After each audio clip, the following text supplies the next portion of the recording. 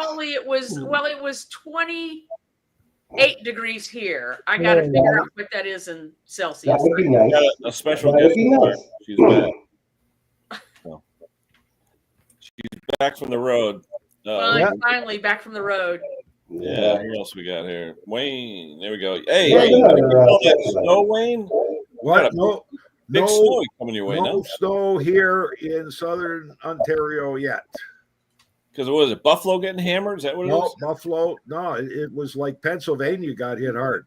Oh. What, like lake effect snow? Like a big nor'easter or something. They said. Yeah, it's the way the wind's blowing. Gotcha. Yeah. Huh. Where's Hank?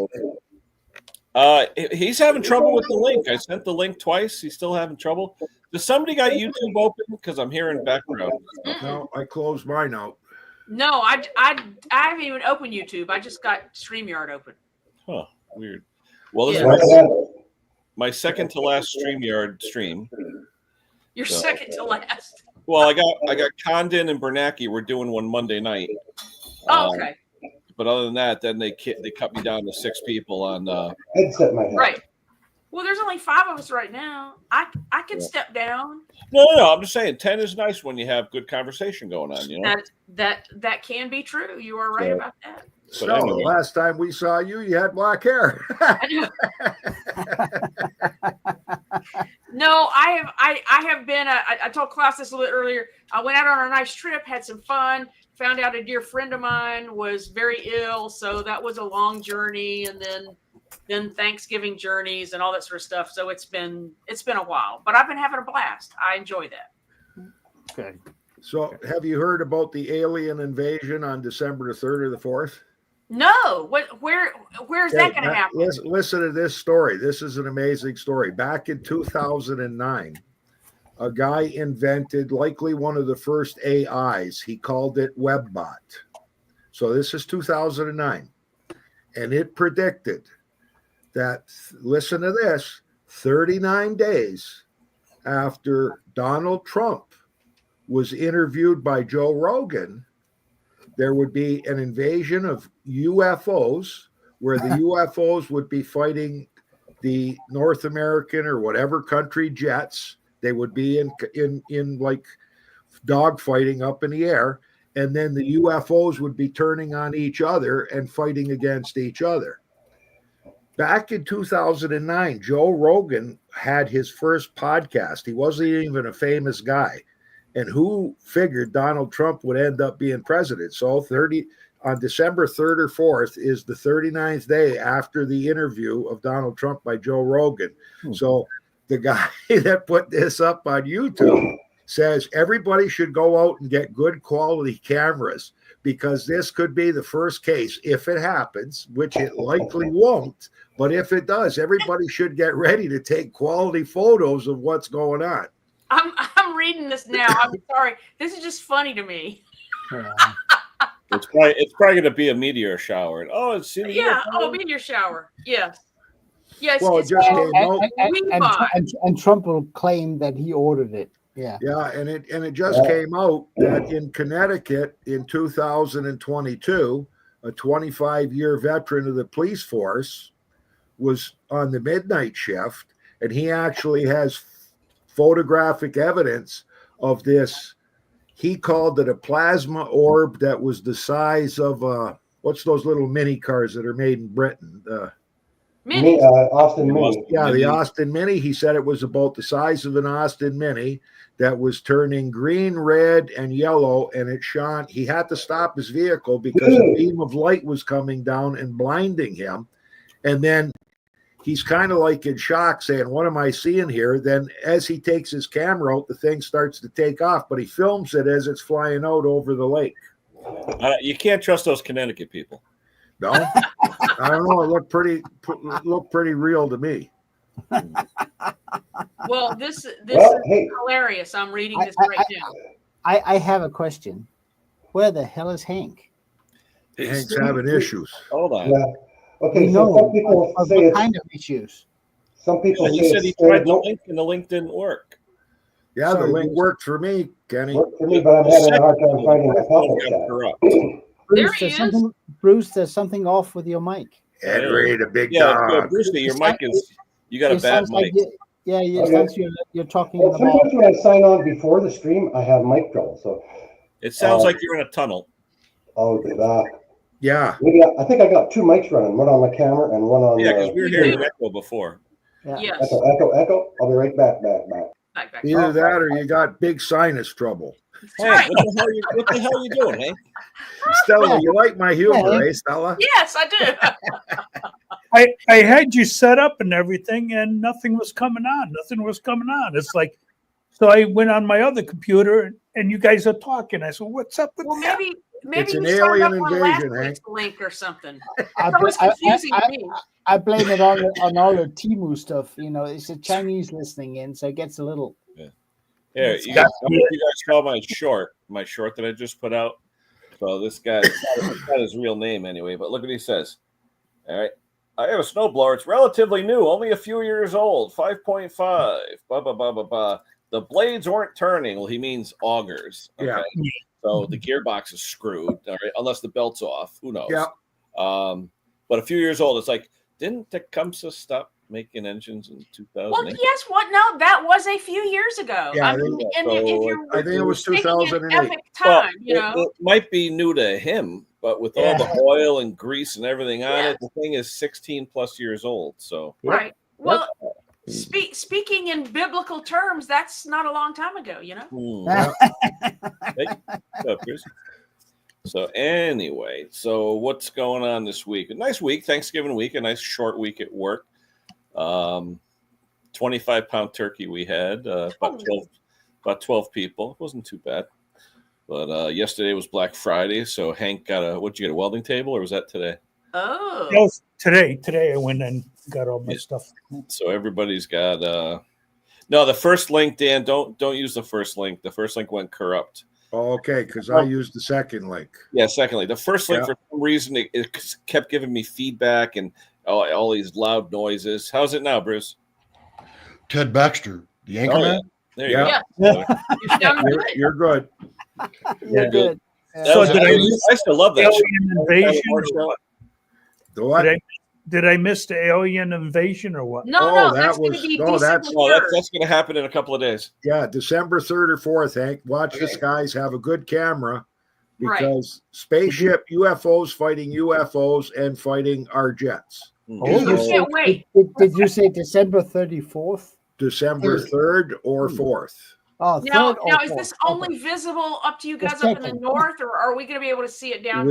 Listen, Stella, let's not get too technical here. The prediction didn't tell us what country it was going to be in. It could be in Russia for all we know. It's going to be over here. We don't know where it's going to be. Who's predicting all this? Some guy in 2009 invented an AI called WebBot. It was one of the first AIs that ever came out. And what he did is he had AI listen to all the talk that was on the internet, and then he took some kind of linguistic algorithm that he developed, and it put it together, and it asked for a future prediction. And AI predicted 39 days after Joe Rogan interviews Donald Trump, this is going to happen.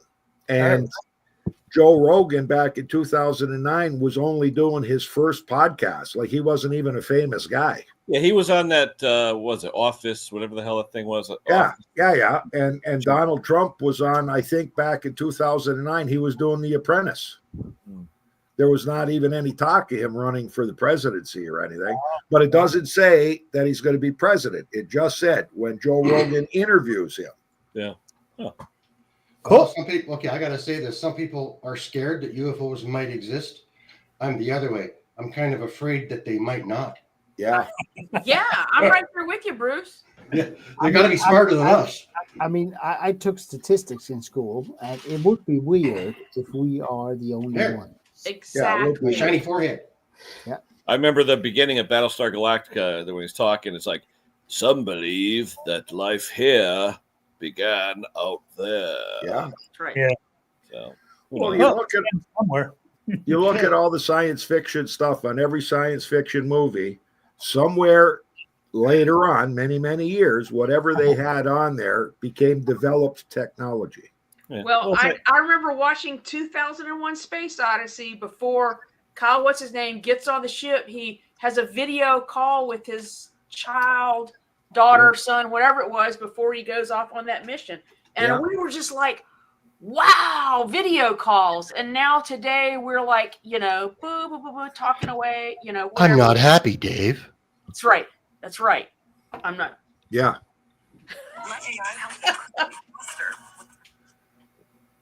So, anyways, you heard me previously talk about that Power Smart lawnmower, how the plastics all break. Guess what Jake just picked up for repair? A Power Smart snowblower. Well, before this started, I got to tell you, to take the front cover off to access the carburetor, I don't know if I'm going to explain this right, but you know these spacer nuts they have? They're about, I don't know, maybe 1.5 inches long. It's a threaded hexagonal piece.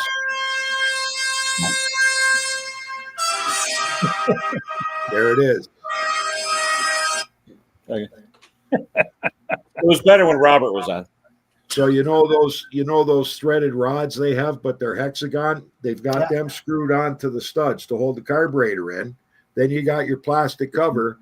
Then they put a bolt to hold the plastic cover on. So when you go to undo, a bolt. So as you go to undo the bolt, guess what happens? Snap.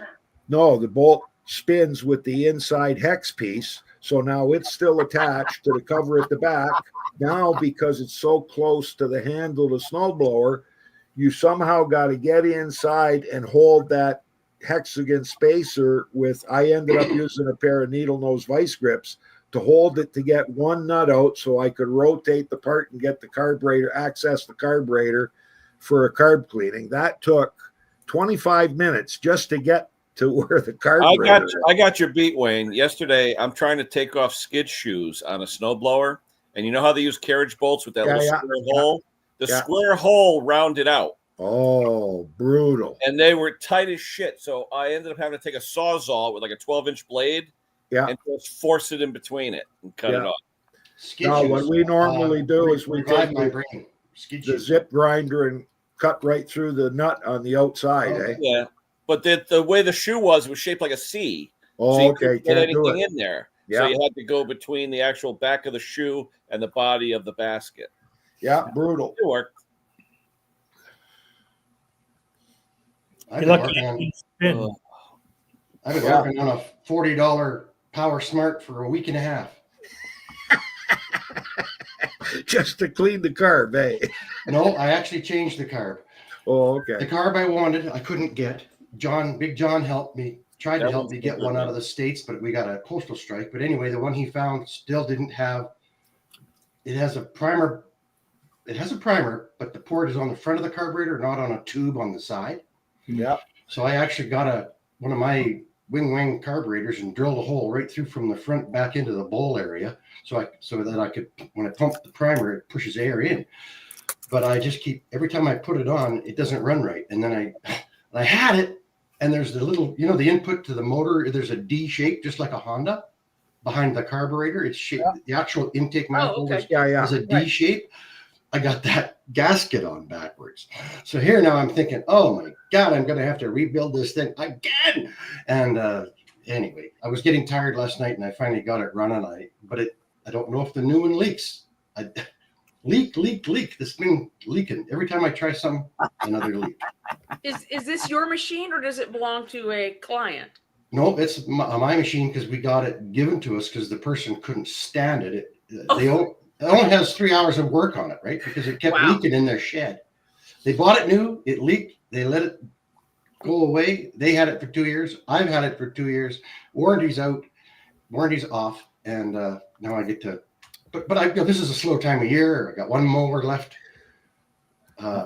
before I leave, and it's a beautiful John Deere self-propel. I'm excited about that one. But anyway, I'm fighting with this Power Mate. So you're not Power Mate. Okay. Power Smart. I thought Power Smart is a great machine compared to the Power Mate. A Power Mate's another one. Yeah. Well, Power Mate was the generators, right? The old. No, Power Smart is the bad one. Power Mate is now a good one. Yeah, but I thought, Power More. Mate. Everybody has lowered their expectations. Exactly. Power More, Wayne. Thank you. Yeah, Power More. the Power Smart, I think, has the Lonsen engine in it. I don't know. I So thought the Lonsen basically, engine- you haven't got to the point of your repair where you're going to do the jig on TV for us. No, I thought I was, and then it leaked again. So that's not going to get edited in. And I was telling everybody about that Briggs and Stratton choke lever that broke on the one carb. So Jake ordered just an aftermarket carb to get the part, and guess what? It comes in the 3 choke levers they show in the picture, not in the package. So now he's really mad. So he goes and he reorders from another company, and he counted the rings, and he said it looks like it's going to be the right one. It's 5 rings high. And he orders that, and it's a 1/2 inch short. So now he just ordered another one, which he believes is the exact replacement carb, and we're waiting. Otherwise, the guy's got to spend $157.65 for an OEM carb just because they broke the throttle lever off. Wow. It's not sold separately, eh?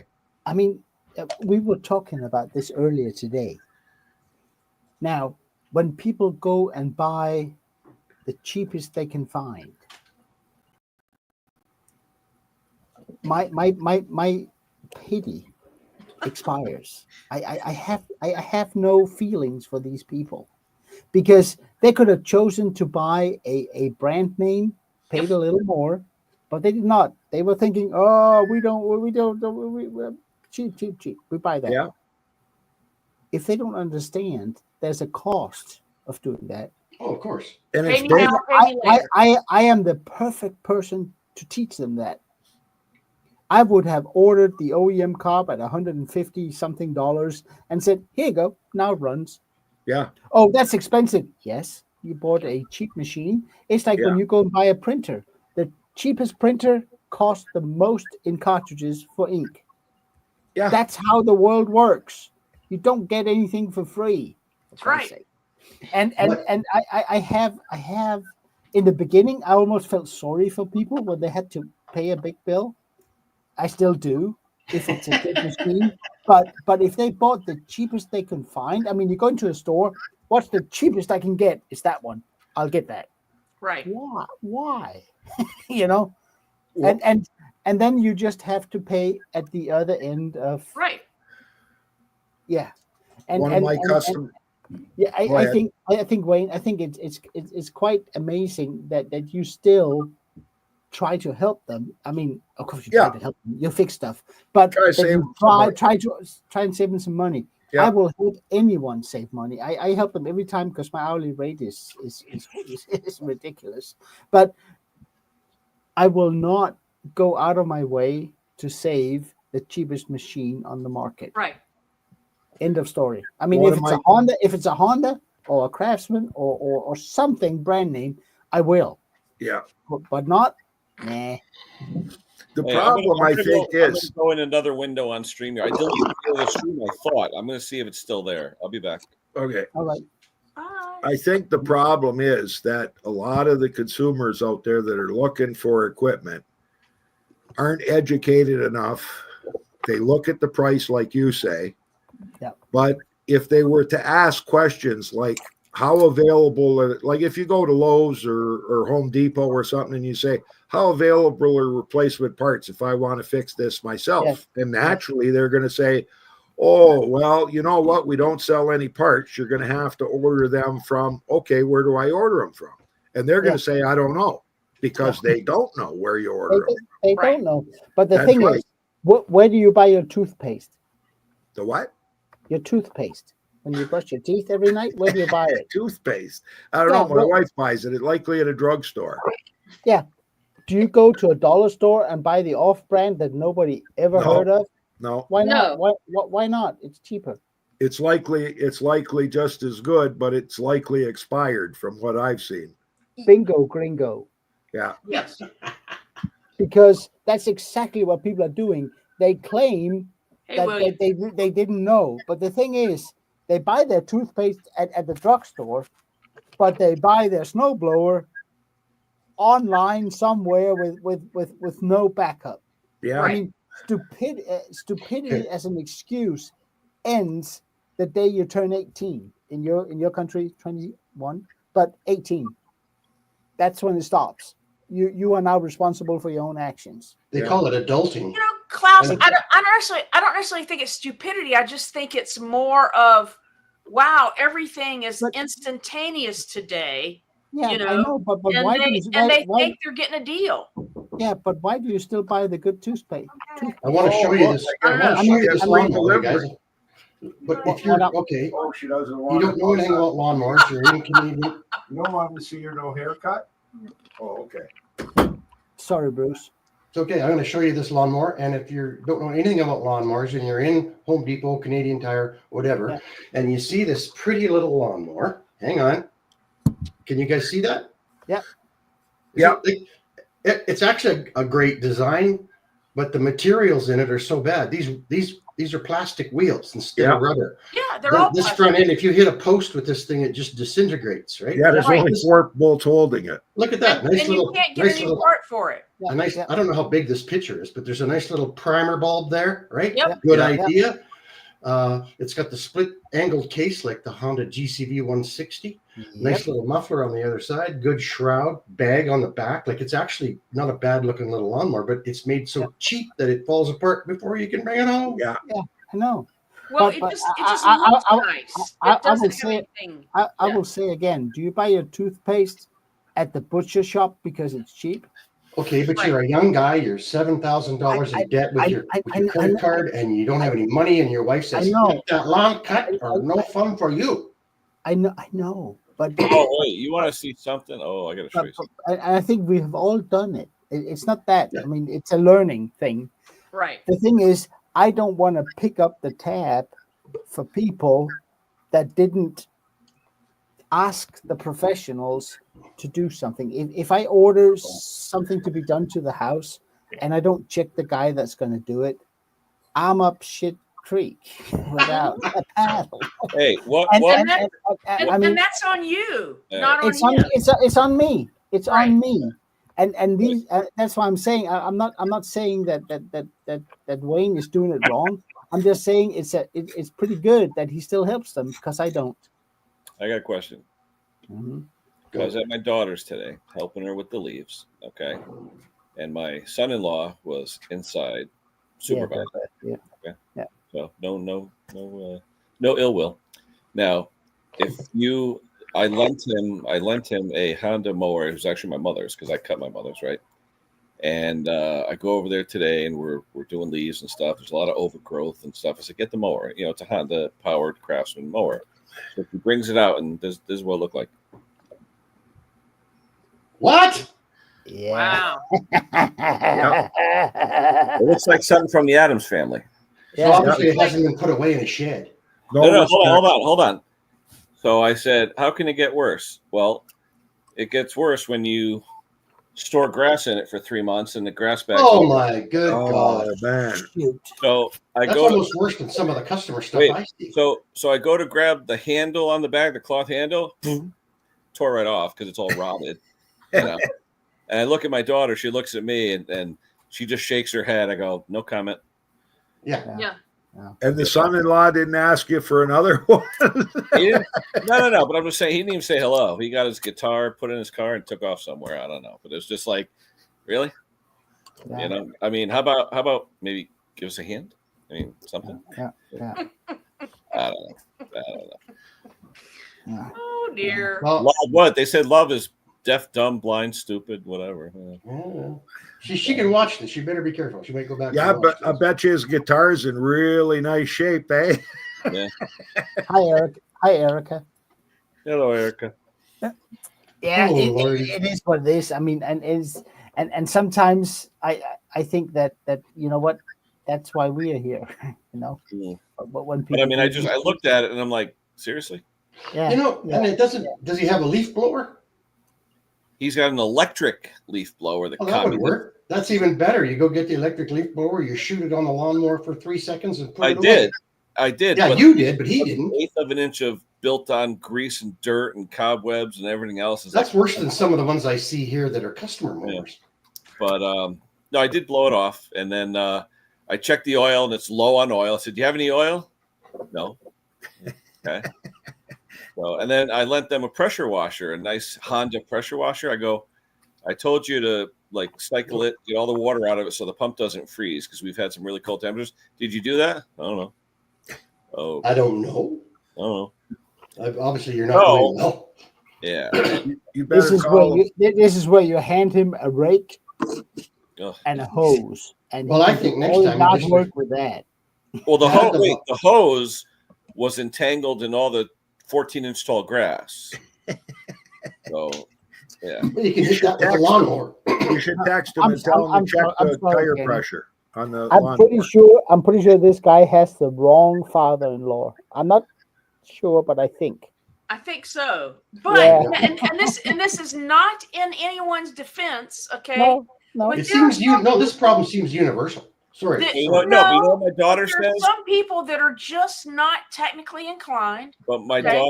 my daughter says, "Don't yell at me. That's his job." You know, Yeah, but you don't have to Right. be technically inclined to clean Well, it a should lawn. be our job, number one. but when you fill up a grass bag, you empty it. You don't leave it in there for months. Maybe no one taught him how to do that. I mean, like I Yeah. said, I'm not defending anybody. He on might this. not know where the grass is going when he's cutting it. All right, we're all Yeah, set. it might be. No, Yeah, but no, that's true. honestly, it might be. I mean, It's magic. yeah. It's magic. That's right. Look at that. Imagine The lawn's what- clear, and I'd have to. I have had Oh my people God, come I have in, to- okay. ask- I'm going to be point- coming and going a lot, you guys. I got a cold, and I don't want you guys to hear it, so I'll be back in a bit. Okay. Okay, Bruce. honest to God, I've had people come in not knowing that they had to check the oil level on the engine on the riding mode. I stopped on the way back in Kansas City, visited my cousin, okay? And I, of course, went over to her daughter's house. She borrowed the neighbor's lawnmower. And, of course, you know, I checked the air filter and all that stuff. Don't we all do that? And when the guy shows up, I said, hey, you know you need to replace this air filter. Or maybe it didn't have an air filter. I don't know what it was. He goes, really? Lawnmowers have air filters? Yeah. But people don't know what they don't know. And like I said, I'm not defending these people, but No. now he knows. And, you know, if he screws it up from there on out, then, you know, that's his own fault.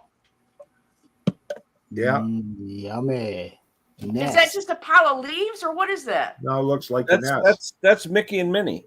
Yeah. Oh, nice. Okay. Nice. Yeah. We had a guy bring in a lawnmower. He said, listen, he said, I used to have some other people service my lawnmower, and last time I got it serviced, it hasn't been cutting well at all. And he says, I heard you guys are really good and fair. He said, can you take a look at the lawnmower? It'll start and everything. I likely need a new blade, clean under the deck, whatever you got to do, go ahead and do it. Change the oil. I said, okay. While you're here, just let's take a look at the blade. I can tell you if you're going to need a new blade right away. So I explained to the guy, like if he ever wants to change his oil, he could just tip it to the oil side and drain the oil out. And, you know, I go over the whole thing with the guy about how he can service his own and he doesn't have to bring it to us. And I said, you better go and talk to the person that serviced it last time. They got your blade on upside down. No wonder it wasn't cutting good. He said, get out of here. So I showed him. I said, see this? The wings got to go up. The cutting edge is facing the top of the deck, not the bottom. That's a bunch of carriage bolts, Kenny. Snowblower carriage bolts, but they're made out of aluminum. Aluminum? Carriage bolts in aluminum? Yep. Aluminium? Yeah, I put stainless steel ones in. These are the ones for the skid shoes, but I got a whole mess of them made out of aluminum with the nuts. Aluminum. Wow. And I Now, use are they stainless made out of steel. aluminum for corrosion resistance or are they meant to be shear bolts? No. I mean, for corrosion, but the problem is they'll oxidize even worse because of salt and everything else. But you can take like a cold chisel and go just knock them off. You know? Oh, so well, why don't they use stainless instead of the aluminum? Budget. The beam counters. You can't. Oh, gotcha. What's that expensive I would crap think that on there? aluminum would be more expensive than Yeah. stainless. I would too. Yeah. No, I got these. I think McMaster car years ago. I bought a bunch. Oh, okay, gotcha. That makes sense. Yeah. Yeah. Anywho, Stella, you been fixing anything or no?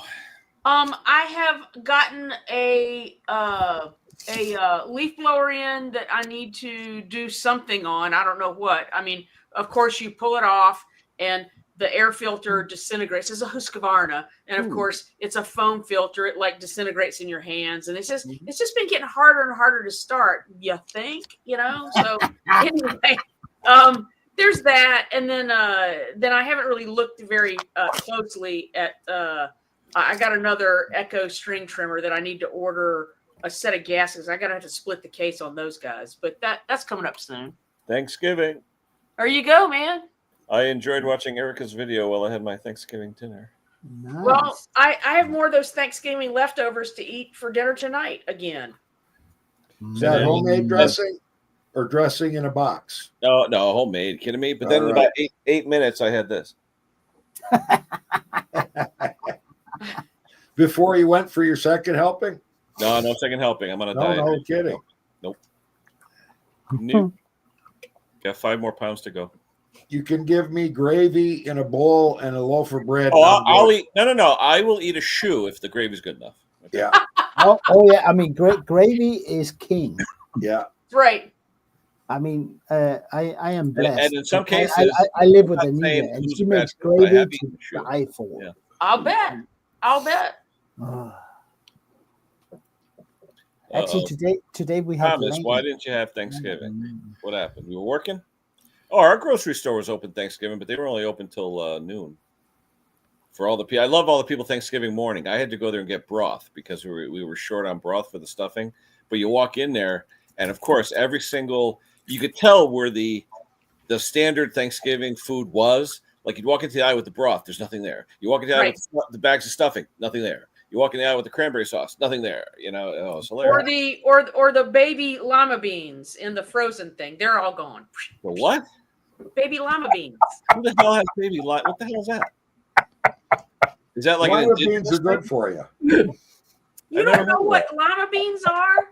Thanksgiving though? Yes. Get out. With butter. Oh my goodness, it's so good. Where the hell are you from? Not from around here, obviously. Wait, I'm gonna look that up. Hold on. Lima beans. I don't know if anybody. Wait, I'm gonna ask Dr. Google. Hold on. Baby lima bean Thanksgiving. Wait, hold on. Let's see the relationship. Hold on. Stella likes to have a vegetable with her Thanksgiving dinner. No, let's see what Dr. Google says. Hold on. Here's the results for it shows pictures of it. Yeah, they're good. But no, I'm looking for the link to Thanksgiving. You ever eat lima beans? They got no flavor. Southern baby lima beans, it says. It must be a southern thing. But it's funny. Where I'm from. How many people, and I remember this from years ago, but it's been a while. One of the guys that I know that does like racing engines, he put a thing out there. Thanksgiving, we all know as Thanksgiving and this and that, and everyone thinks back to Pilgrims, Indians, yeah. But do you realize it was Abraham Lincoln in 1863 that made it a national holiday during the Civil War to give thanks? It was never a national holiday until Abe Lincoln made it a national holiday in 1863. I wonder what ours is like. He actually had a proclamation. Isn't yours geared toward the indigenous people or something? Indigenous people and harvest. Okay, yeah, harvest. Yep. But if you go back, if you get a chance, anyone who's into history, look at the 1863 proclamation from Abe Lincoln that made it a national holiday. Cool. I'll have to ask Mr. Google. Yeah. The funny thing is, we don't even have Thanksgiving. What do you got? Thanks. That's okay. You guys didn't slaughter a bunch of native peoples. Yeah, I was gonna say you haven't done wrong for people. Stella, just the ones that got on ships and came over here. That's right. That's right. Exactly. Wait, Klaus, do you guys have like Viking Day or something? That's right.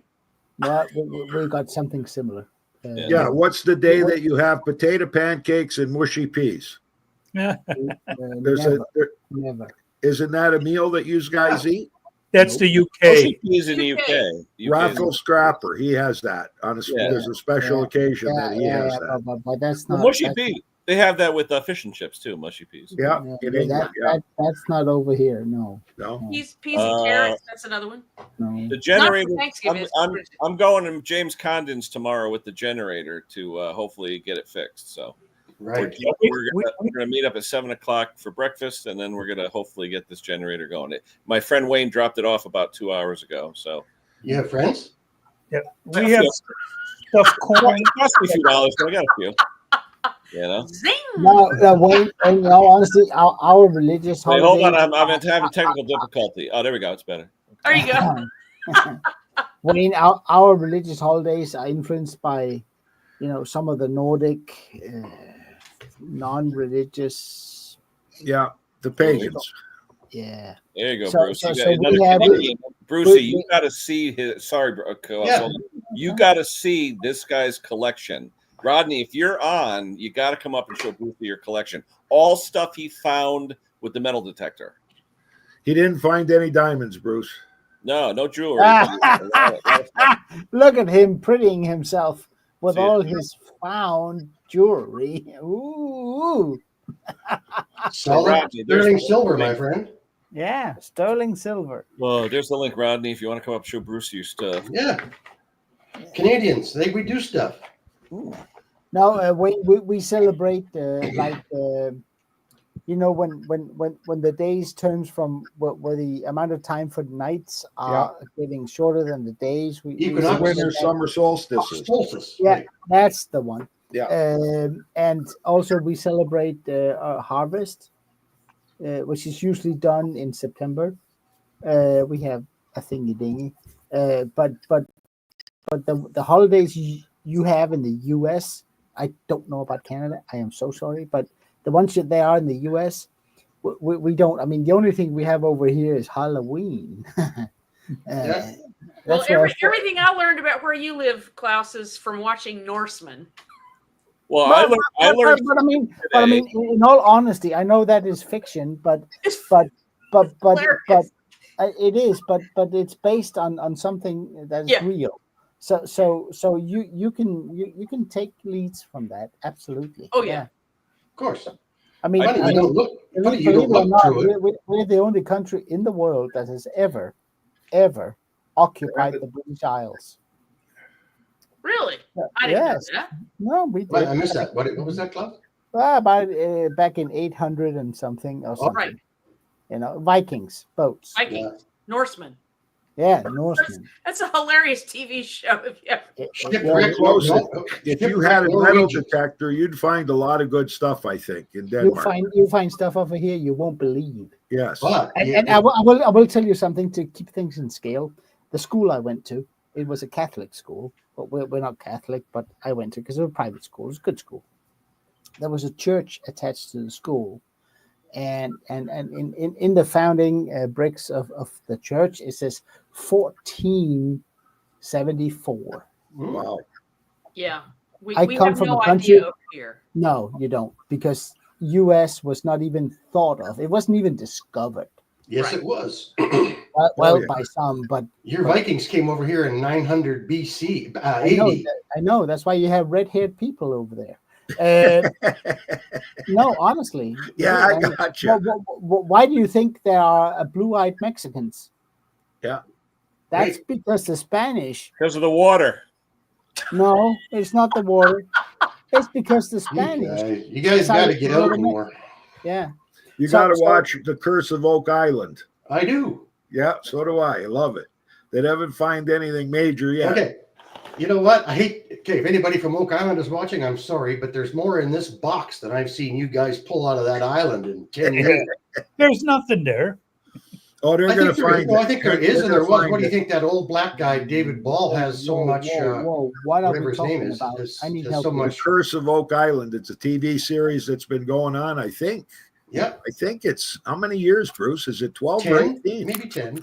But they think that the Knights Templar brought a bunch of stuff over and dropped it off there, and because they'd been excommunicated from Europe Oh. by Yeah, they Prince think Philip. that Prince it's Philip in Templar gold 1390 that's or buried there. Oh, Lord, they're in season 12 already. 12, okay.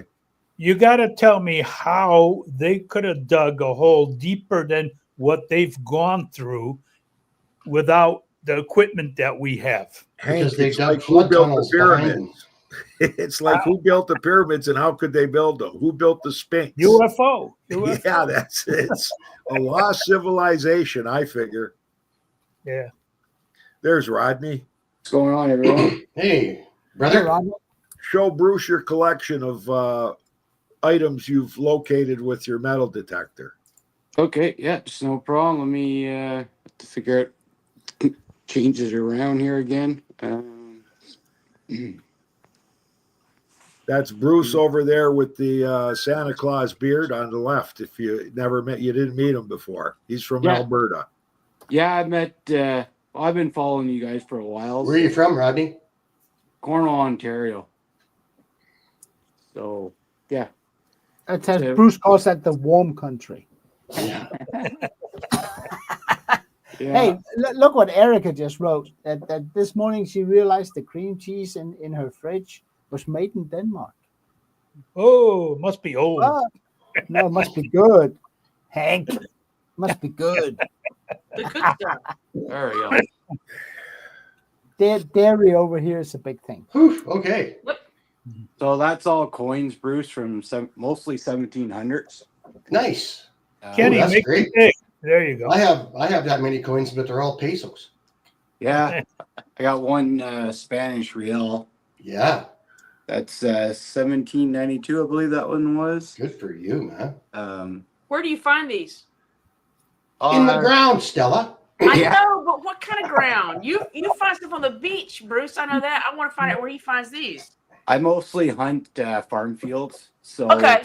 it's all like basically farm fields, and this I follow this river, just a very small river, it's maybe about 20 feet wide, and Wow. it's mostly of the War of 1812, you know.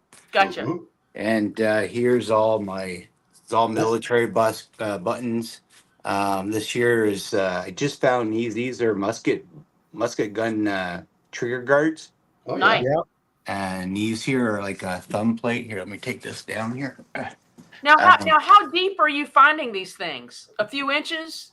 Mostly anywhere from 8 to 10 inches. Yeah. And Wow. The older, the deeper. here's a sword buckle plate. Sword buckle. Sorry, it's half of it. I don't know if you guys can make it out. Well, I'm an amateur compared to you.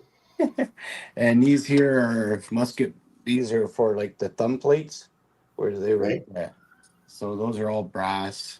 Yeah, like I said, these are all military buttons down here. This here is my best find. I don't know if you can make it out. The breast 1798. There's only 106 of these to exist. I mean, made, and 3 to exist, including this one. Wow. Yeah. So You Yeah, don't it's have That's a Rodney, beautiful. That's a beautiful display. Rodney, over there. You don't have, if you find something that is old of a value, you don't have to turn it in. You can just keep Not it. here in Canada.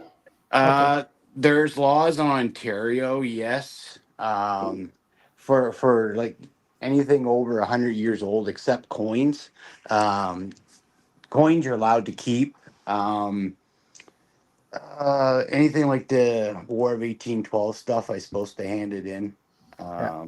But Over here, you find anything that from that's old, you have to. If you find gold jewelry and stuff, you have to you get a finder's fee, a good finder's fee, but you have to turn it in. Here's the deal. I Yeah, haven't. here's the thing. I'm not a gold hunter, but like here's an old ring. This here's from the 1700. This is would have been like it's brass, Mhm. It's all tarnished, but yeah, and like these knives are bone handles. These are called trade knives. Right. Nice. So Do they have Hudson's Bay or the Northwest Company stamped in them? they're too far gone for me to Oh tell. yeah. Right. Like there's some more there. And these would have been on the outside of the bone handles. These would have been The bone rotted away. Right? yeah. So those would have been on the outside, like where it went on here, You mean like inlay kind of thing? Yeah, exactly. Right. Yeah. But yeah, this coin here is definitely That looks It's, French. it's an 8 real, so it's would be Spanish. Spanish real. Yeah. Pirate treasure. And Hi, Billy. here's a real old one here. It's called a Caniensis. I don't know if you can make it out. It's Can't see it. it was a coin to be made. It was made in Quebec to make fun of Canada. That's basically what was It why worked. they did it. Yeah, exactly. But yeah, so Good for you. That's a lot of time. You've got a lot of time invested in that.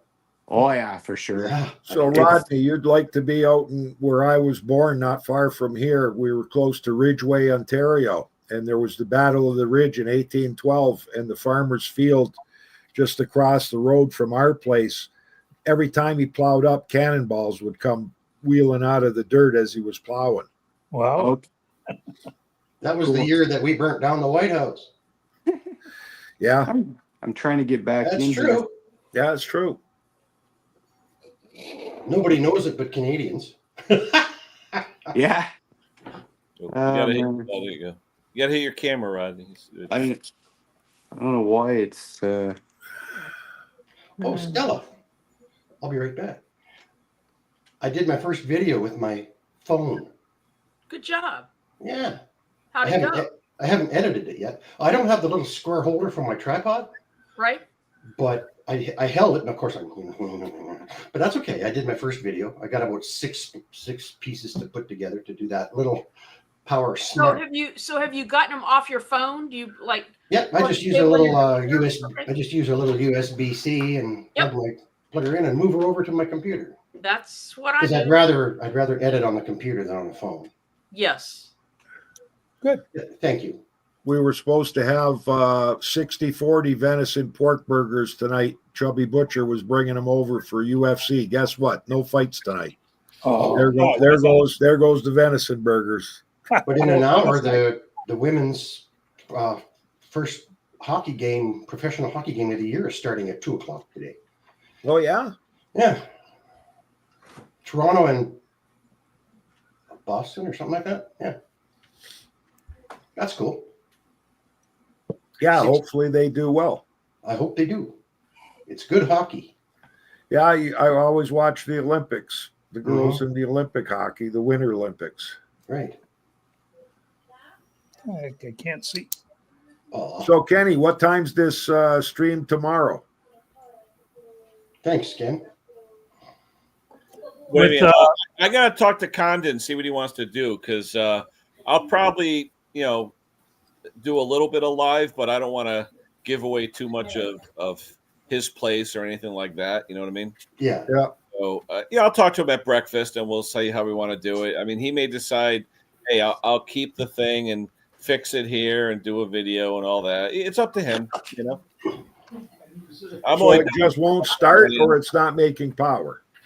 Well, it's my buddy Wayne Dozier, the one who gave you the spark plug.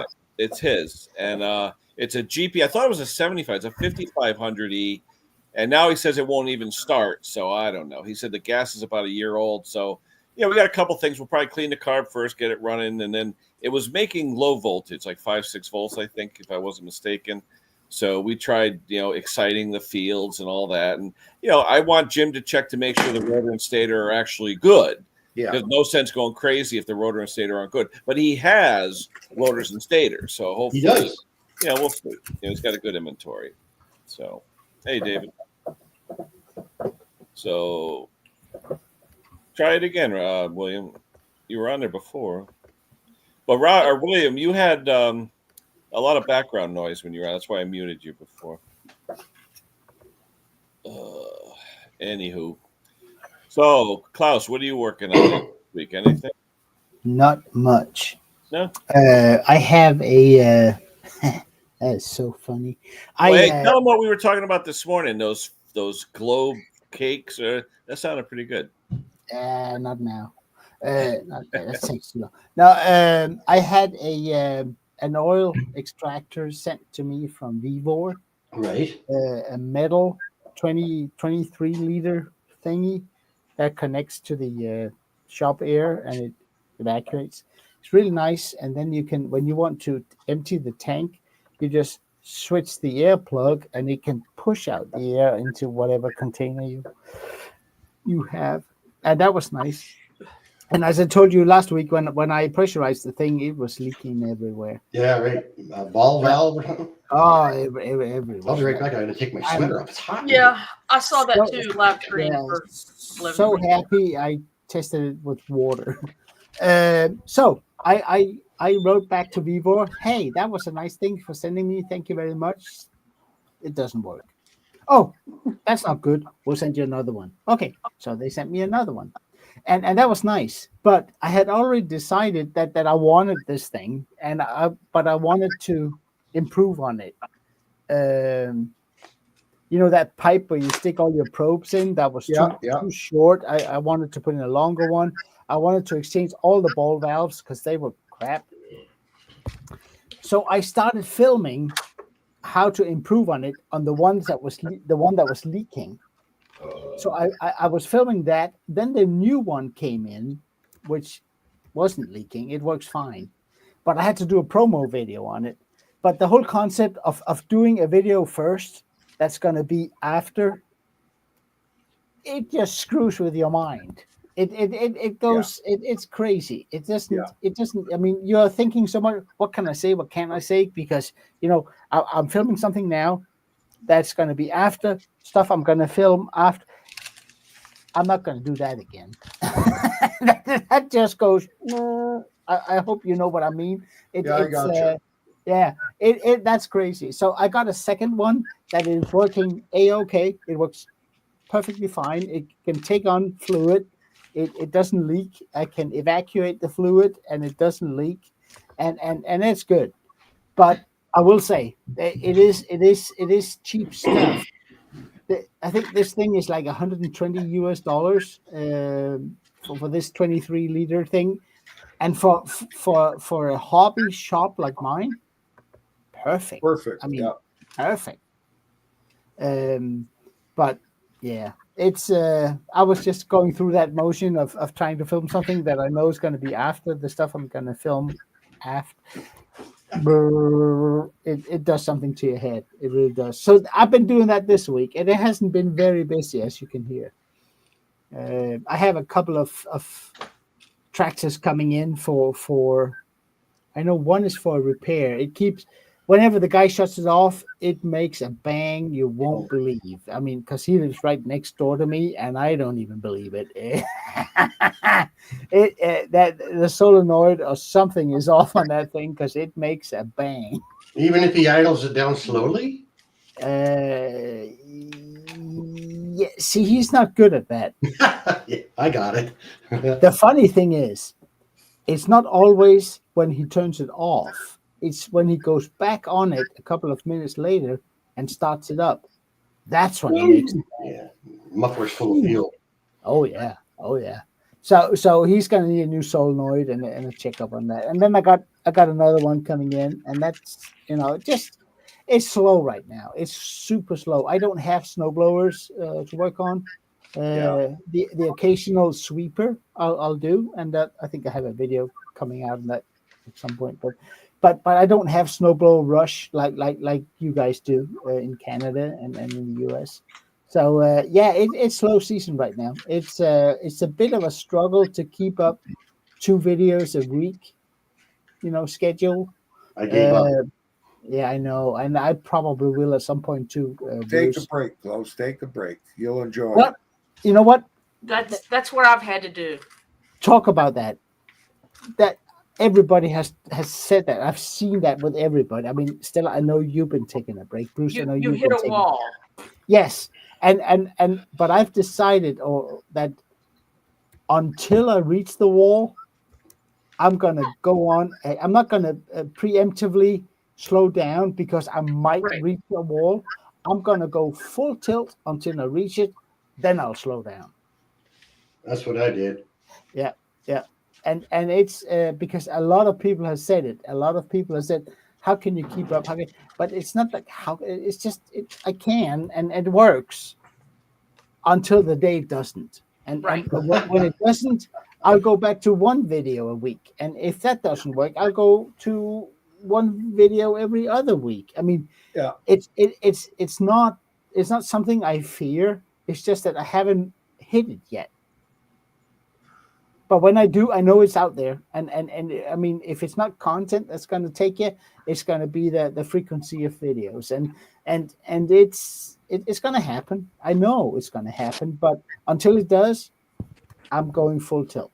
Yeah, you'll know what's happening when you're drinking about 6 beers instead of 2. 2?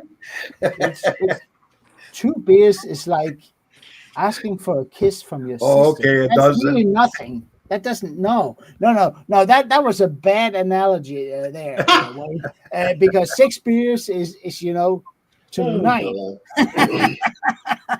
I just took 100 empty beer cans back, and that's likely saving them for, I bet you it's 2 years. Yeah. What are they, I know 10 what cents now or 5? Yeah, 10 cents over here. Yeah, they just rose it here about 6-8 months ago. It really helps for the litter on the streets. It makes a huge difference. I do that every fortnight. And then when I went to the beer store, I asked the girl, I said, how are things since they started selling alcohol in the supermarkets? And she said, actually, we knew that was coming. You know, the union knew. And she says they've closed down 8 beer stores, but most of them were in the Peel region in the Toronto area. Yeah. So in a small town of 30,000 like Port Colborne, we've got 1 beer store. So it won't close down because they've got the variety of beers where the supermarkets, they don't have the room. Yeah, they just stop type of variety. Yeah, what's his name? So he lost his channel. I know a 3 million subs channel that got taken down too. 3 million subs. And because they had a video of a child that they touched or something, but it was not bad or nothing. Yeah, I mean, no. Oh, it's by the just way, Yard or YouTube didn't want to pay these people, I guess, anymore. Yeah. So they eliminated their channel. Wow. Yeah. It's like I was watching Joe Rogan the other day, and somebody talked about debanking, where you can get debanked, and it basically can be for political views. So they said, Joe asked the guy, he says, well, like, let's say you got $30 million and you get debanked. What do you do with your cash? Yeah. And the guy says you hide it wherever you can, because you can't put it in the bank unless you can renegotiate with another bank to allow you to deposit your money with them again. Yeah. So I figured I was going to write something to Joe, because Joe's like, I think he's a multi-billionaire. I think he's got billions of dollars. And I think he was kind of shocked because he's very controversial about what he talks about, especially when he did the podcast with, the president-elect Trump. I think it almost looked like he was worried that actually happens in case somebody debanked him. Yeah. But it's still an asset. I think you can still take it with you, can't you? Yeah, you take it with you unless the government confiscates it because they said that you were involved in something nefarious. Well, Mr. Google says that Joe Rogan's net worth is $200 million. 200 million? Yeah. I figured he'd have $1 billion for sure. Well, that's the one we know about, right? I watch a Canadian station, the Pleb, and the Pleb, they're slowly taking away a lot of his videos. Yes. Yeah, I saw him. Yeah. There's another guy called Inside Russia. He left Russia 4 years ago. No, right after the Ukraine war started, he got out of Russia. He's one of the 2 million people that exited Russia, and his station was just rocking. He's up to 400,000 subscribers, and they demonetized him.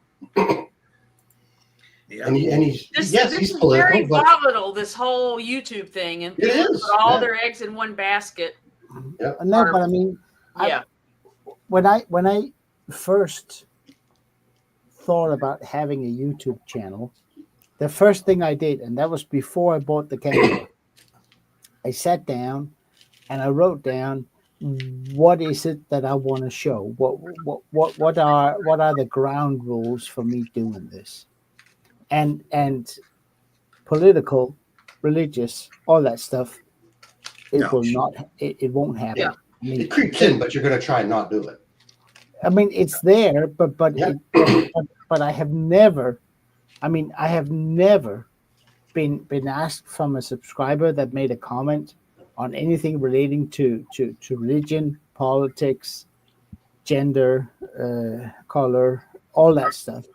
I've never had a question about it or somebody challenging or something, because I keep it so neutral that anyone from year 12 to year 84 can sit down and find this safe zone in terms Right. of and I mean, if people start making comments about it, I Yep. delete them.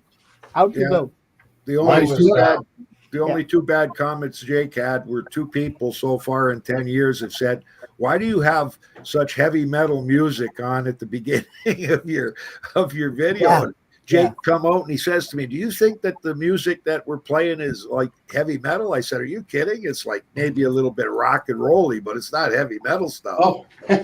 No, it's just good guitar play. I mean, So like you, Klaus, if I try and stay away from it, but it creeps in religion, money, or politics. Those three things I try and not talk about. yeah. And I mean, I will say something that this is going to be an expensive repair. Yes. And if somebody says, "What is expensive?" I said, "You have to talk to your local mechanic about that, because it makes no sense that I say it, because you can't have your you can't have your stuff fixed by me. I don't take jobs in from YouTube." Right. Yeah. Ta-da. So what do you think, Bruce? RCMP are going to visit me if these aliens start flying around December the 3rd or 4th. Yeah, they're going to Like I want said, to. Just get it on camera. How'd you Wayne. get It'll this be a good information? video. Well, no, they're going to visit Ken because this is his live stream. Just get it on camera. It'll make a good video. Yeah, wait. Don't think I'm not going to be looking in the sky on the 3rd and the 4th. I'm Well, I going will to be be too, because outside it's going looking. to clear up here. You know, there's going to be a funny sound at the house, and Wayne's going to be like, "What? Yeah. What?" Well, can they fly in snow? We got a foot on the ground here. Yeah, we got nothing. But what do you call it? One of the comments was Erie, Pennsylvania, I guess, got 30 some odd inches with another 30 coming. Yeah, somebody mentioned that earlier. Oh, with lake effect, Yeah, Randy. I think Randy said that? Okay, yeah. So north of Toronto is going to get 40 centimeters or something in the next few days because of the lake effect. The storm that we had went to you guys. That'll be Donnie Boyle getting it. Right? Yeah, I'll get some, yeah. Yeah, I guess there's a section of I-90 that's actually closed because of that.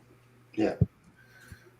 Well, I couldn't believe the people that were out there driving in that snow.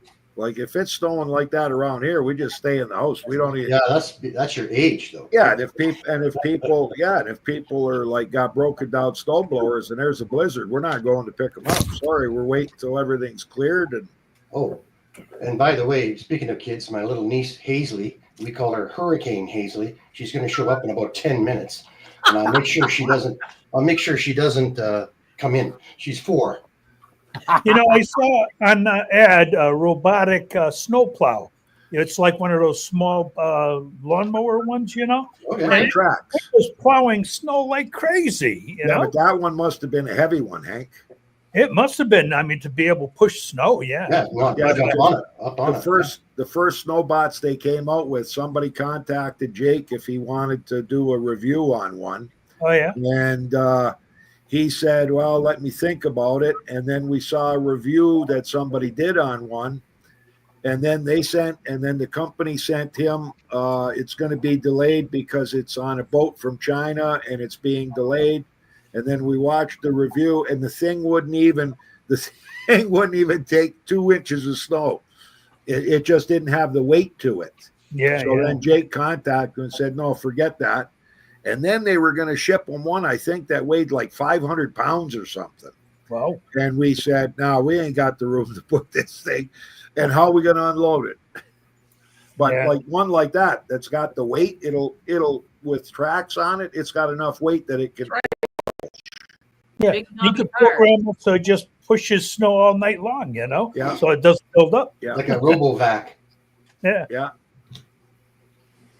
Well. And they take themselves back to the charging station. The to Yeah. recharge and keep on going. Yeah. I mean, that's excellent for people that can't get out to plow, or push Yeah. snow. Especially Well, when I you're don't think we're ever going to have snow back where I live, so I'm not worried about it. No. If I got one of them, I could program it to do the entire street. It could go and do everybody's. If you have to go with it first, and then it remembers where it was. What, like just walk around with it like remote control? No. If it's a robotic one, you program it to do yours, then go over across the street, Yeah. do the neighbors, then go to the next guy and do everybody's driveway. Yeah, as it's crossing the street, the state plow comes by and boom! Yeah, and wax it. Like I do that with my plow. When the snow trucks come by and everybody's got their driveways cleaned, I got the plow on the front of my truck. I got a 7-foot Western on it. So I watch when the truck finally shows up. Could be the next day on our street. Like it could be a day late.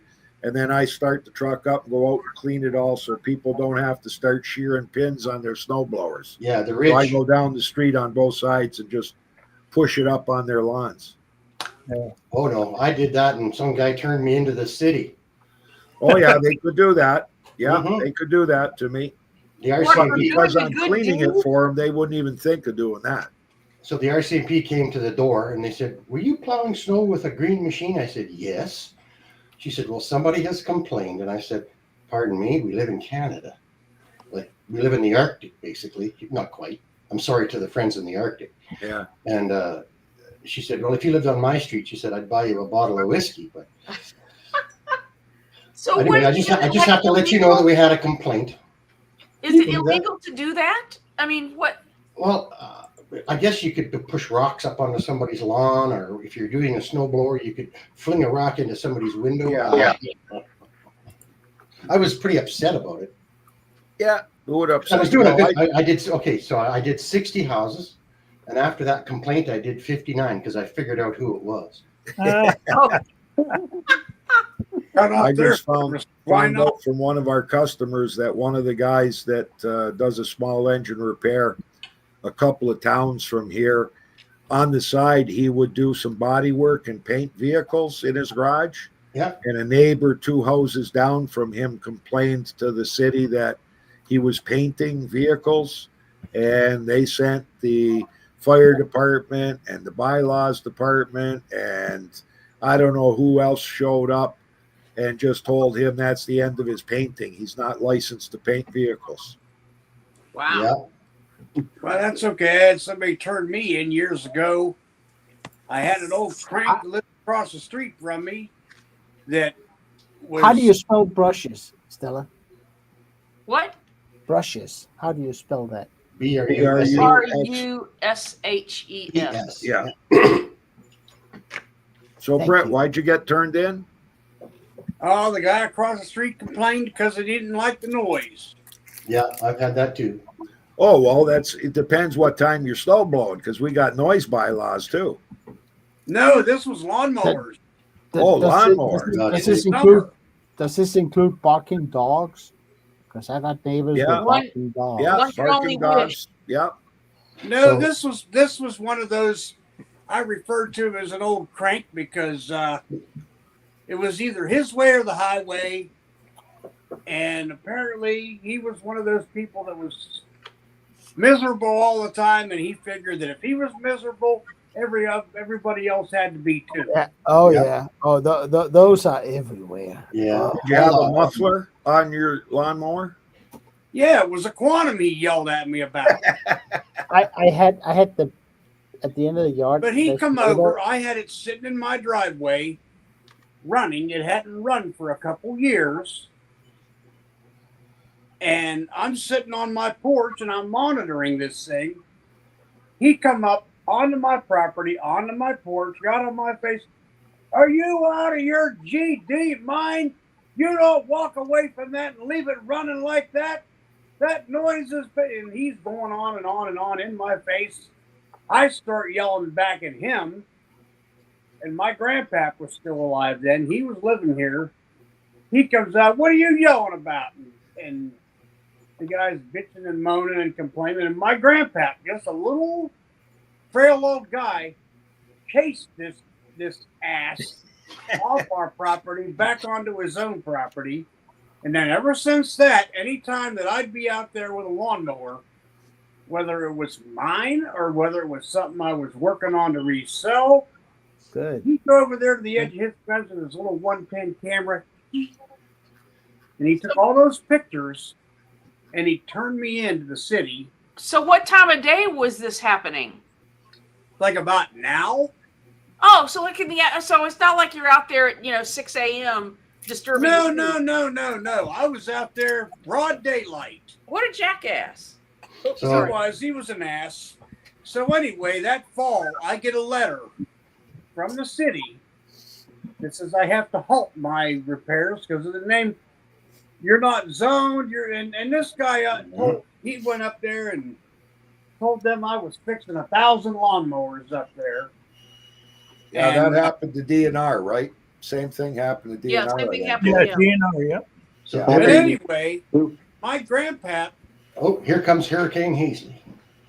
My grandpap actually used to be on city council back in the day. And my grandpap, obviously from what I told you before, you knew he had a temper. And my brother and I, my grandpap, because I was going to go up there to the city and I got a temper, and my grandpap goes, I'll handle this. So my brother and I had a running bet. I said to my brother, how long do you think it'll be before my grandpap loses his temper up there? My brother goes, I'll give it 10 minutes. I said, I'll say 15. You know how long it took Photos. before Pat blew his top? 3. I was going to say 3 or 4.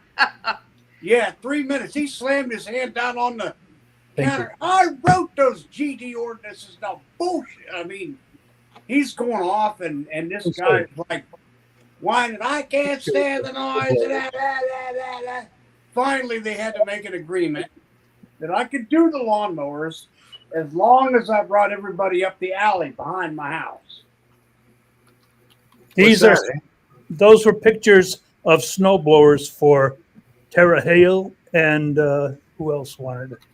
I think these people are yanking your chains. I think they're all from the South, and they're making a joke. That's what I think. I might be wrong. Well, now they could have saw it. That's right. Anyway, several years later, that old crank died. And I'm thinking to myself, because my grandpap had passed before him, and I'm thinking, if that dude gets up into heaven, my grandpap would be like, what the hell are you doing up here? That's right. Wrong side of the aisle. Yeah, go down where you belong. But anyway, once he was gone, it's Kenny, are you still here? Oh, kind of like the thing in the Wizard of Oz when he died. Yeah, I got a splitting headache, so I'm observing. Ding dong, That's okay. the witch is dead. You or Stella, there's a new guy in here, Video for Geeks. He's asking if we can help him out. Oh. There you go. Our experience? Yeah, it's no. Well, I'll start. I got into doing small engines through antique motor scooters, or just scooters in general, then antiques and whatnot. And what I do is purely as a hobby. I have fun doing it. I fix a lot of stuff for my neighbors. That's why my neighbors don't complain, because I fix their stuff. But no, that's how I got into it. And all mine is self-taught. I've been mechanical all my life, fixing things and repairing things. So a lot of it just comes naturally to me. I just like to hang out with a bunch of whack jobs. There you go.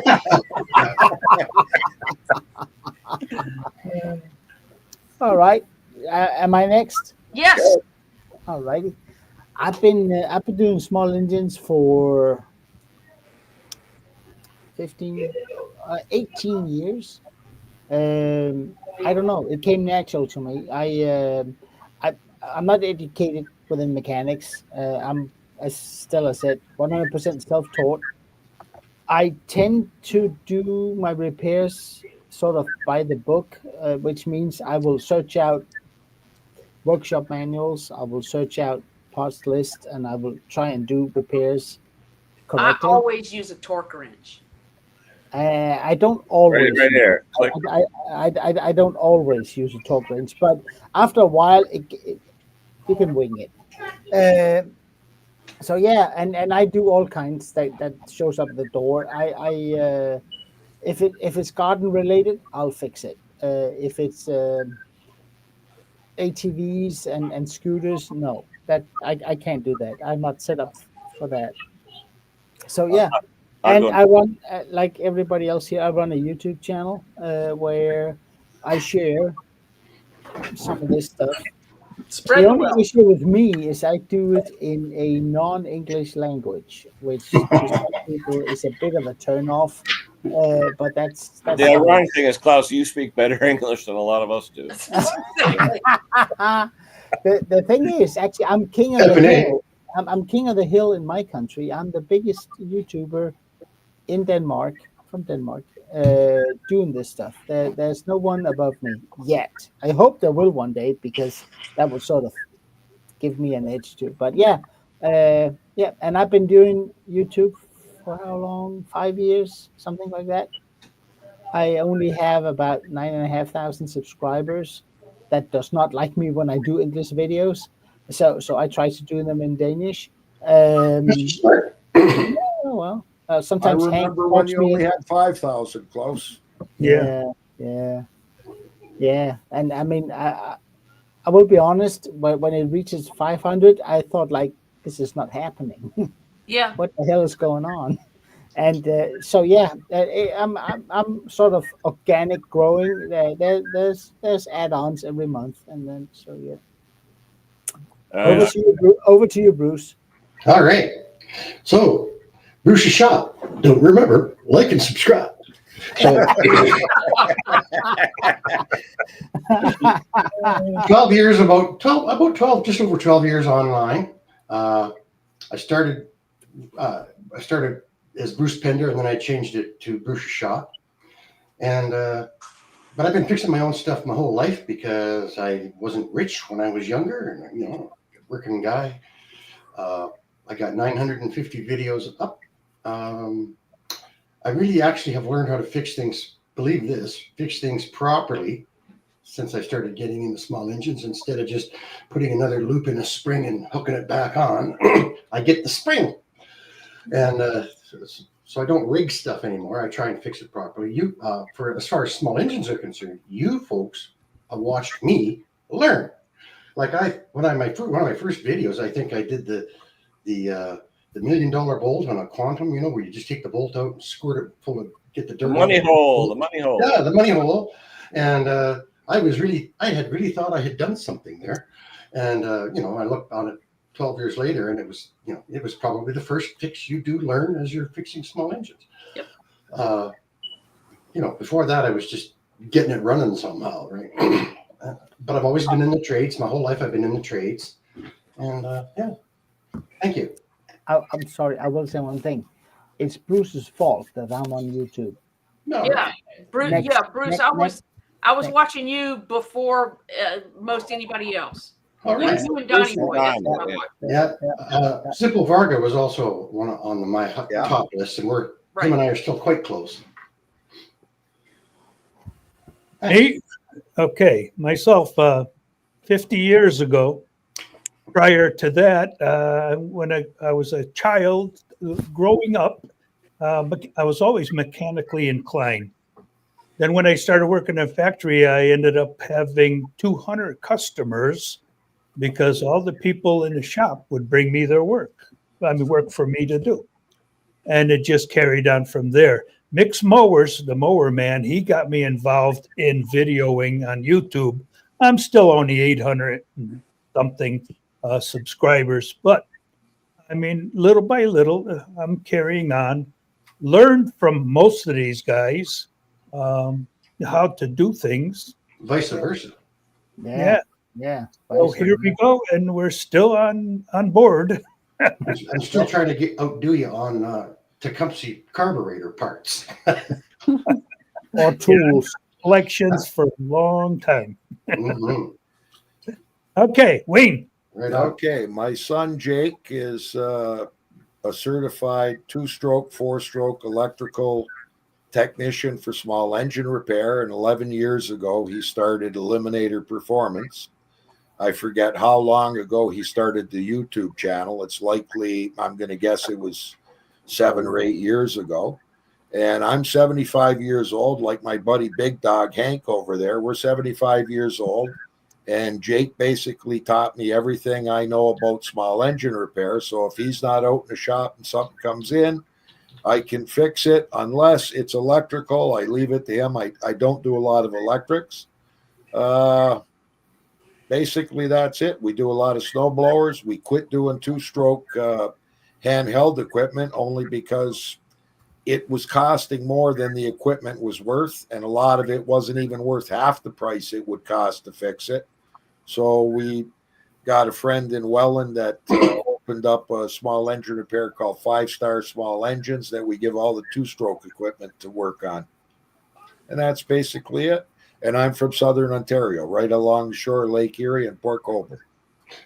7 years you've been on the line. 7? Yeah. Seems like 14. Rodney. I've been in business now for 23 years. I started off at home in my garage until the city shut me down, threatened to give me a $15,000 fine. I had to go rent a big shop. Stayed there for 10 years, about. Then I went mobile 3 years ago, and that's about it. And yeah. So the mobile thing must be nice because you have everything with you. Yeah. That's my biggest complaint when I do a mobile job. I've got a toolbox that I put into my truck that I can barely lift to get in there. And I go do one job and it takes 2 or 3 trips. I've put 80 kilometers on my truck and I've made $64 and I've lost money. So I'm no good at the mobile stuff. I don't do mobile stuff. I mean, I've done a couple, but I kind of feel bad about charging them money. Brett, you're next.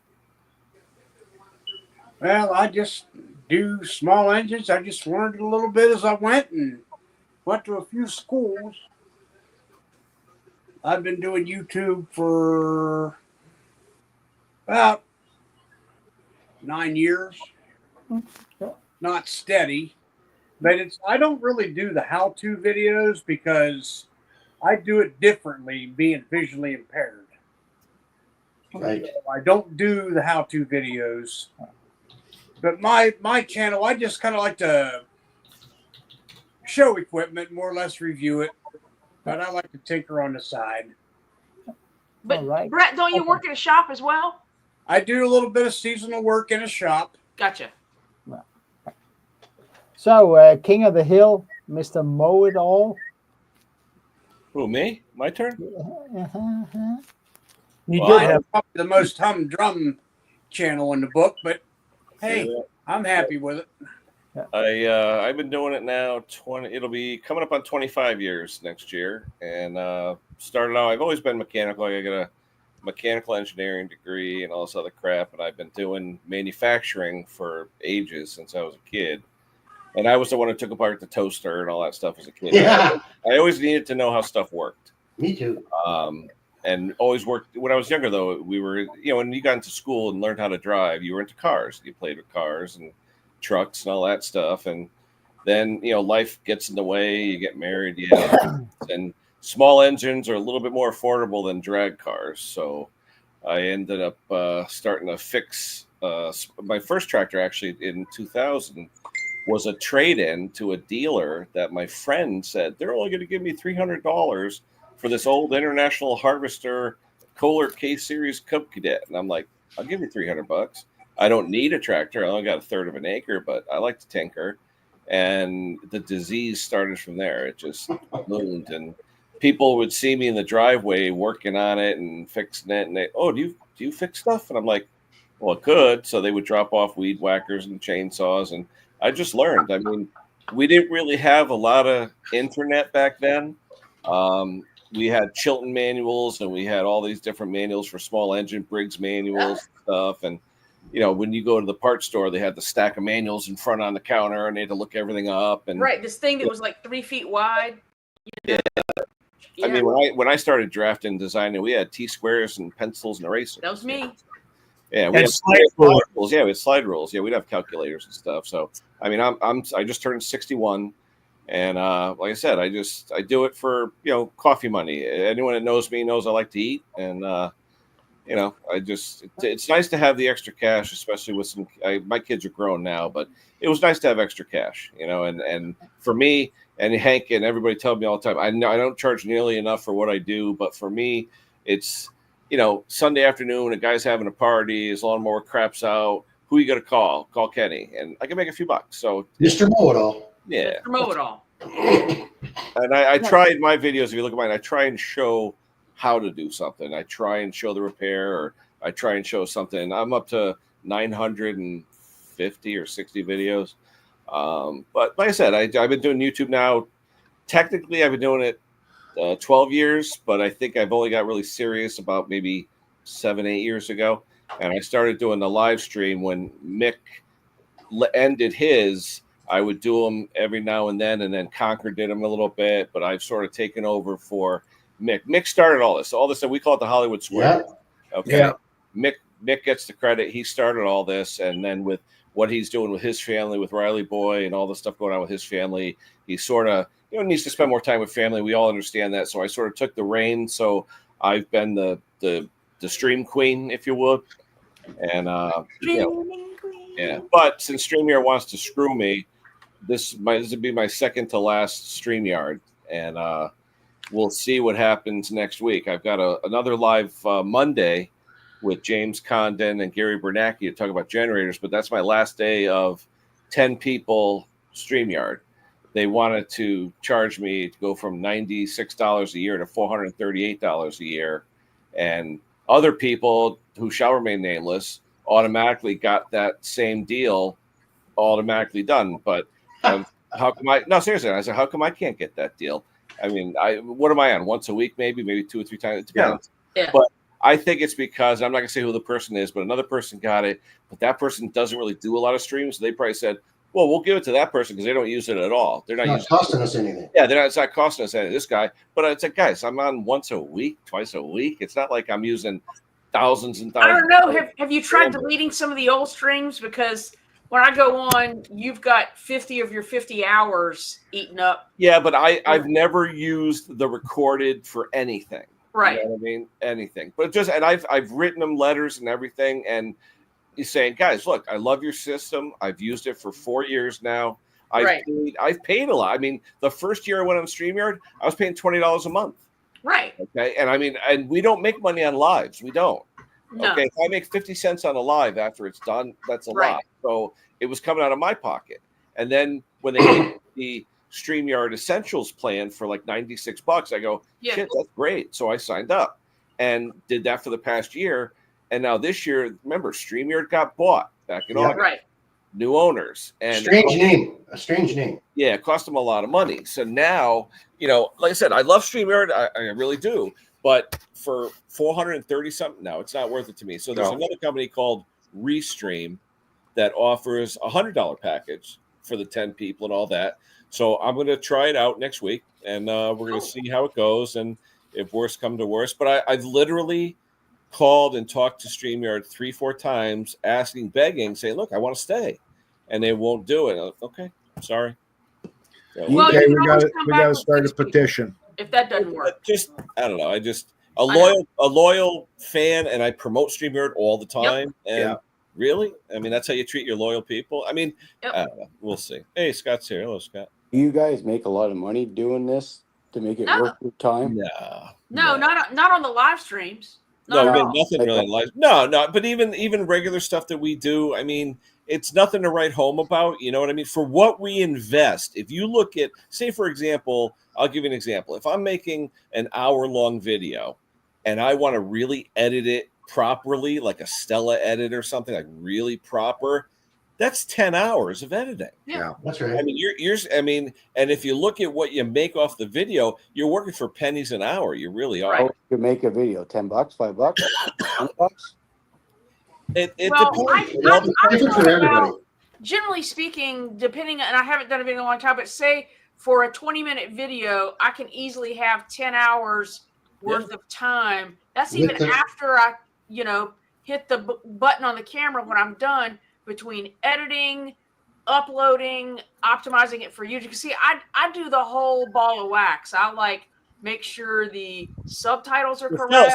Tell them about your background with your dad, because that sort of ties into. Well, no, it. I mean, I come from a television and production background, so you know, I mean, I understand how to do this stuff, and I also am kind of a geek when it comes to all this stuff. I do a deep dive in so many things, and my deep dive into YouTube has learned me. Sorry, I hate to say that. That you know, if you put the time and effort into, you know, your thumbnail, your titles, your descriptions, all that sort of stuff, it makes it better for the viewer, makes it easier for a viewer to watch it, and YouTube tracks that stuff. So yeah, anyway, Rod, don't take it that far like Stella does. If you're just starting out, make a few videos, and it'll take you an hour to upload. Have some fun. Have fun with it, right? Yeah. You don't have to become. You got to enjoy it. Yeah, but I mean, but don't think you're going to get rich overnight doing it. Okay, during the pandemic, my views and my money doubled. Right? Yes. Everybody was doubled. It didn't double to a lot, but it doubled. No, that's right. Everybody was watching YouTube. I'm the next Kardashian, right? Right. And then a year and a half ago, right back to the baseline. Rob, there are some people that live off of YouTube. The ones that have 1 million subscribers. Oh, of course. Yeah, but they have like brand deals and all kinds of stuff like that. You have affiliate links. You have merchandise. There's all kinds of stuff like that you can get into. Yeah, like Terrell's shop got built with his YouTube money, his new building. Yeah, that's what he built his shop with. But they're basically running like a TV studio there with all the stuff they're doing. Of course. Yeah. I just filmed the back of my shirt. Bruce, we got to get you on Spreadshop, buddy. We got to get you on Spreadshop. Hey, look, he just got a new phone after 8 years. You got to go slow with Bruce. Come on now. I know, but I've been going slow with Bruce, but we got to get you on Spreadshop. It costs you nothing. And the whole world can get all right, Rich's mowers and blowers. And there we go. I wouldn't mind getting into the buy me a coffee thing. That seems to be working for a lot of people. Yeah, it does. Well, I'll definitely use it for the restream. I want to keep the 10 because I like having more than 6 people up because it actually works. Yeah, you might be able to do that to help pay your appreciate it, Rich. Thank you so much. Yeah, that's nice. Yeah. I'll talk to you guys later there. Me and my wife are heading out, so I'll see you later. All right. Nice seeing you, Rodney. Thanks for letting us see your plunder. No problem. Thanks. Bruce, you got to get on Spreadshop. You'll make money off of it. Yeah, with that, your little cartoon, Brucey, with the t-shirts, those will sell good. Yeah. And you decide how much you should charge for a t-shirt. Yeah. You don't have to make a lot, but at least get it out there. Yeah, I know. Yeah. I know. Look at me. I'm promoting some guy over there in the UK. Yeah. Who's that? I don't know. Is he new? I got some other guy that keeps sending me. That guy is good. I don't know who he is. I've seen him. He's good. And then I got these guys here. You know, they sell their stuff too. You know. Yeah. Yeah, I know. Yeah, they do. Yeah. We always promote each other. You know what? I get you guys know this, but I get offers 3 times a week from all different kinds of companies. Junk. So, I've been getting tons of them this past week. And I don't want to. I don't want to. My favorite this week It started with that crummy cordless snowblower from Walmart or the blue one. Oh, Snow Joe, right? The Snow Joe. Yeah, Snow Joe. Yeah. And I actually talked with my wife, and we looked at it. Fun Joe? Yeah, Fun Joe, Snow Joe, SNO. I'm getting a lot of household products now. Like, what the hell? I know. Yeah. I think I'm doing braziers now or something. You know? Yeah, I got like they have a quota that they have to reach so many YouTubers every day, blah, blah, blah, blah. And I'm like, you know, I make a joke about, you know, when I did some other, you know, people are sending me stuff for like butt salve and beauty cream or whatever. I don't need to promote that on my channel. You know what I mean? Yeah. So anyway, I don't do it. I really don't even want to. You know, that was a nice sticker TGMF had. Mm-hmm. Yeah. You should really start, start slow. Pick it up. Hey, Yep. man, One, let's have one some fun thing with it. that Hank and I can attest to is what I put on here. Space is critical. If you don't have enough space to do it right, you're gonna. I mean, I'm ready to strangle myself sometimes. Ask anyone on here. When I'm on live, sometimes and out of my shop, I'm banging into stuff, tripping over. I mean, you need space, especially if you want to grab something like, for example, Thanksgiving Day, $10 chainsaw. Oh, I gotta get it. So I did. Where are you gonna put it? Then a guy calls you up, Kenny, up the street from you. It's $100 tractor. You can sell it for $3,000. Where the hell am I gonna put it? Where you gonna put it? Yeah. Space. But I guarantee my covered space is used up. Yeah, I guarantee you that if you built yourself a 20 by 30 shop, once you start filling it up, you say, geez, I wish I would have built her 40 by 30. Yeah, but you know what? Here, I know. over 200 square feet, they tax the hell out of you. Yeah, I have 144 square feet you're looking at right here. 12 by 12. Wow. 12 by 12. Mine is 670 square feet, and I'm very picky about what I put in there. Yeah, but that's your whole garage, right? That's the cars and trucks. Sheds and pallets are so cheap, right? Yeah. I put quite a bit of stuff on pallets in those Costco boxes, and then my shed's full, but I can still get in and out of my shed. Yeah. And then things like coils and black stop cables for lawnmowers. Yeah. I do keep boxes in my garage on that, so I don't have to run out at 30 below and look through a shed. Yeah. But that's it. The rest of it is, I have about a little over 400 square feet. That's a good size. Yeah, Michael, it's not big enough. Trust me. Here's what's ironic, Michael. You look at James Condon stuff. Now, James, like I said, I'm going to be there tomorrow. His videos are all filmed with an iPhone. Okay. Yep. And then he uses like iMovie, like Hank does, right? What I use? Nothing special. It's just nothing special. But his voice, his demeanor, the way he presents, he's got good close-ups, things like that. He's meticulous. His editing. Yeah, he's over 200,000 now. He's doing wonderful. Yeah. Right. Hi guys, welcome back. Exactly. Hey guys, let me do that. Yeah, you do it better than I do. Hey guys, welcome back. Welcome back. Almost. So today we've got this Honda E40 generator. You lost it. You lost it. The welcome back was good. The welcome back was good. Hey guys, welcome back. Well, yes, exactly. You got it. You got it. He should put the welcome back Carter music on there. Yeah, you for that. Did that? Well, that's what I use. I use an Android phone. I download it onto a USB stick, and then I put it on my Apple computer and edit with iMovie. Simple thing. That's what I'm doing now, Stella. I am so old school. It's not even funny. Yeah. That's what Jake used a video camera on a couple, but most of them are done on his phone. Yeah. Yep. It's not. You don't need top-notch equipment to do videos. Well, you know what? I think the lens in my new camera is better than the lens I had in my camera. Yep. No, but I mean, I think lighting. I have one of those pole lights from one of my stripper shows. Yeah, strip clubs. Bruce, you didn't say that, did you? No. You know what I film with? So I have one of those pole lights, LEDs, and it's a high power one, and that just makes this camera look like a $10,000 camera. It just bumps your field of view up, eh?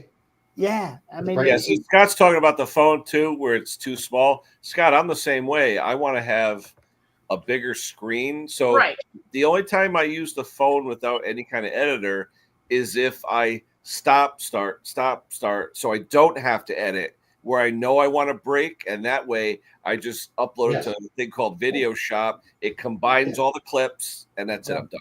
Okay, that's how I do it. I just discovered pause on video taking with my new phone.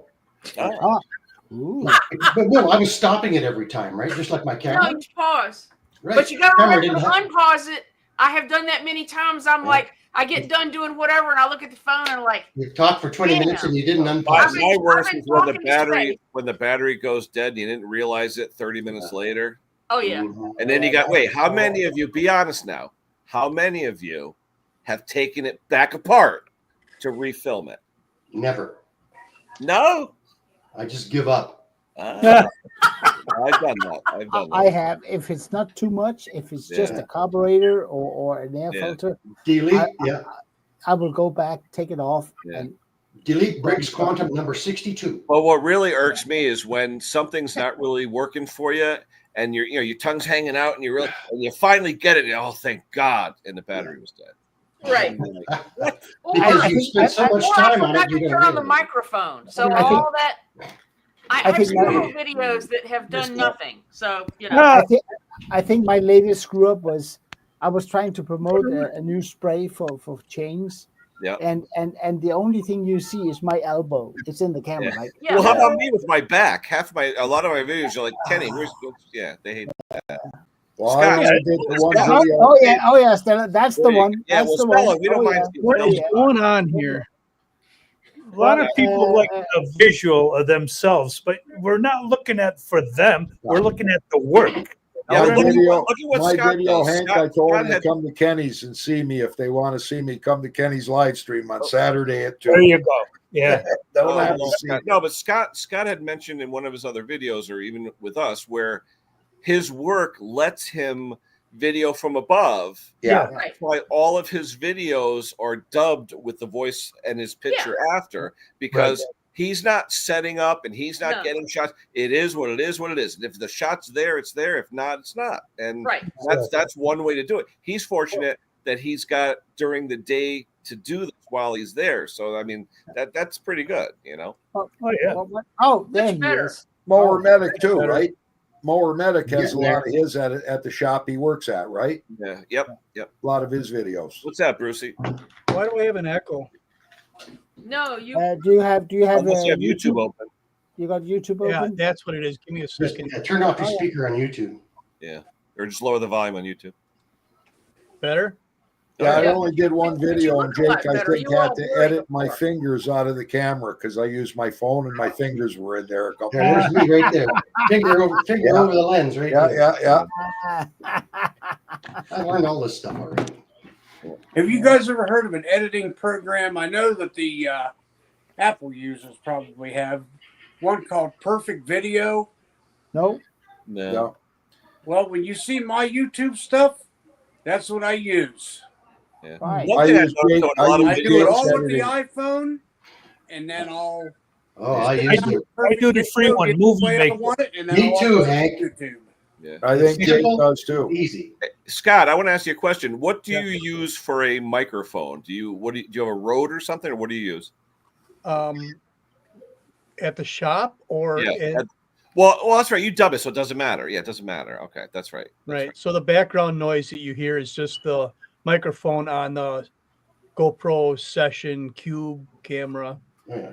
Yeah. And I got to edit out all the background noise from the shop on that one. How is it mounted, Scott? Do you have a boom, or is it on a beam, or how's it actually Probably mounted? just a Took a quarter big inch grab on alligator clamp and screwed a GoPro mount to it. Okay. There you go. And then I got there's a beam that bench, the one I slammed the saws on. Oh yeah, the one that people bitch because you slam the saws. It's a single mount on a steel post. Okay. All right. Oh. And it's on a winch cable. So that thing, it's not like I'm slamming it on a hard workbench. Yeah. It just yeah. bounces. I just found out the other day that when I do bench shots, I have a small tripod and the camera's at an angle. Mm-hmm. And I know I'm going to expose myself here, but whenever I have the object I'm working on, if I lift it up, because of the angle, it gets out of shot. Out of the shot. Yeah. Ah, Yeah. okay. That is so horrible. I just did a video. I would love to have on an the external. drill. I'd like to have I'm going to make one that showing. goes, one that just goes straight down. Well, you got to come see my setup there, Klaus, All right. because No, I put a magnet on the end of my camera holder, and I screwed in a plate, and I just locked that magnet on there with the phone looking down, you know, and it's. I But could- how do you know? Do you test for field of vision and all that? Well, Speaker my magnet. monitor, Hank, the monitor I put up, Hank, I can see right in front of me Oh, what I'm okay. looking at. Oh, Hank, yeah. where's the video about that? I'm I just didn't- asking for I a didn't friend. I didn't make it yet. Because Hey, I Hank, good. was that a speaker? Was that an old speaker magnet? No, actually, I got it at Harbor Freight. It had a little hook on it. I drilled Nice. that Oh, out. yeah. Put a quarter 20 in it. Quarter inch Yeah. mount. Yeah. Nice. Yeah, I'd nice. like to have a monitor external, like off to the side, where you can see Yeah. what you're filming. Because I've done a bunch of them. All of a sudden, half my head's Yeah. in it, you know, and you're I've like, been trying to figure out a Bluetooth monitor or something, but I don't think the data is quick enough. Or Well, the I elbow. just have my phone in a tripod. Yeah. Okay. And I'm always filming at the back camera, and I just kind of reach over and make Yeah. sure the view is right. But Yeah. it's on a tripod, so it's not attached to me. So I get the camera set up where I want on the shot, close up, far away, whatever. And then hit on. I will say that this one here with the flip thing, which Yeah, is that nice. works as Yeah. well. Yeah, Yeah. but you can't see details on this thing. Right. Yeah. Well, well, typically the camera is sort of like right by my head, so I can just like lean No, over I just while I'm figured talking and make sure I'm doing the right thing. a phone will have more detail. I mean, that flip screen, you can't see shit on it. And when Well, it you comes to know, details. Klaus, we're going to have to start talking about you like we've been talking about Bruce. You need to get into the. I'm there, baby. Man. Yeah. We're videoing right. There he is, Bruce. oh, it looks like you're Hey, taking your head Bruce. off. Yeah. Did I just hear Yeah, somebody yeah. open up a Sony camcorder a minute ago? This is Clark. Clark. Klaus. Klaus. That's okay, Alex. Yeah, it's a Sony. Handy cam? What? It's a Sony with the flip screen, and it I works. got one of them myself. That's Yeah, funny. It works great. The problem is when you're into details, the resolution. Yeah, they're on this really thing- small. This yeah. is way better than my old camera. Kenny, you got that 21-inch television in your shop. You could run a cord and watch yourself video On monitor. Can I? Yeah. Yeah. with I'll a. tell you, I- who's got the real nice setup. Yeah, but my For thing that is, Arch's garage. Arch's got a lot of nice stuff. With yeah. great- It's like a TV studio at Arches. Yeah, but except he's got that freaking squeaky chair. Yep. Well, Never the chair is boiled actually that what yet. makes it. I That think. that chair has to go. And all you need is one of these. It's got the Yeah. HDMI on. What Yeah, is it? HDMI and HDMI-C. Yeah. And okay. So you that- hook up two things to it. Yeah. that'll transfer Oh, your okay. data Yeah, so you hook up the into your phone. TV and do whatever you. Oh, I gotta get one of them. You're a lot smarter than you look, Hank. Yeah, I don't care what they say about you. So Hank, who doesn't know IT for crap, just learned us all something. Not What bad the for an hell's old guy. You know? What's going on? What do you mean? I mean, you have all the cool stuff, Hank. You always have. Everything from that to Yeah, to top. I'll Yeah. never forget when he moved over to electric weed whackers and he threw the piston ones off to the side in the yard. I thought that was one of his best videos. Yeah. Oh man. That's why he Erica said she's working on the 562, so that video will be coming out pretty soon. I'm curious as to what she found without having the. Okay, now I don't know how she's figured out stuff so fast and so quick, but she does professional type videos, university explained coach type videos, and everyone she has the same routine. You know, she brings us up, she talks about it, she takes the gas out, she shows you the gas, and she just keeps going through her video. It's just like she's a machine, man. She's just great. Yeah, but Scott, he just throws it on a table and he fixes it and it's done. Yeah. Hey, Scott, let me ask you. Yeah, we were are just you- talking about editing. Are you your Echo as well, Scott, or no? Yeah. Let me ask you. Red Armor is Echo, right? Yep. Why the hell is it every time someone brings in something with Red Armor, it looks like someone squirted tranny fluid all over the muffler and the carburetor? They're covered in red guck. Is it the oil? I mean, if you use blue oil and you take and look at the air filter, it's got blue crap in it. No, right? not the air filter. I'm saying like the muffler, the carb, all around it. It almost as if it's like doused in red liquid. It's weird. Well, they likely mixing it too much oil to the gas. But it's like all the Echo, like all the Well, maybe they're using red oil instead of blue oil. No, the No, red but armor is supposedly a true stroke will always have some sort of spit back through the intake, always. But every SRM 225 I've gotten in the past few months, different people, but they're all coated in like red gooey stuff. So at our shop, we don't really sell that red armor. We sell the Husqvarna fuel. That's the blue. Yeah. Yeah.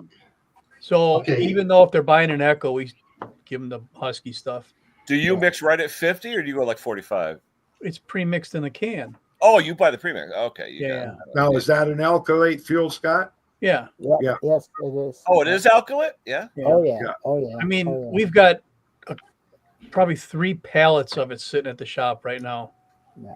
We go through quite a bit of it. I don't care what people say. I don't care keep people mean or think. Alkylate fuel pre-mixed. It doesn't matter if it comes from Husqvarna or Steel or Echo, whoever makes it. That saves two-stroke equipment. You know, my problem here is I can still get premium non-ethanol fuel.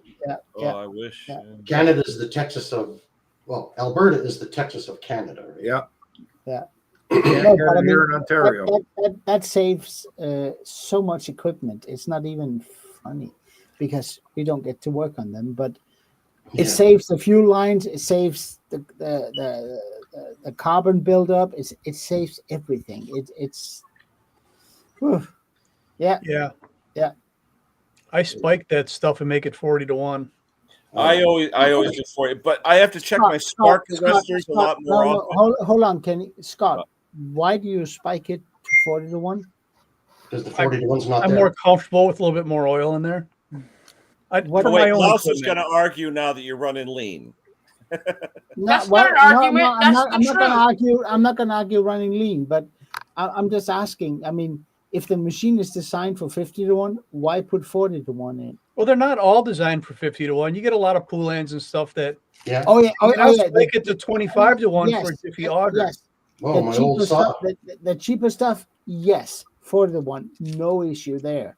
But the Husqvarnas, the Steels, the Echoes.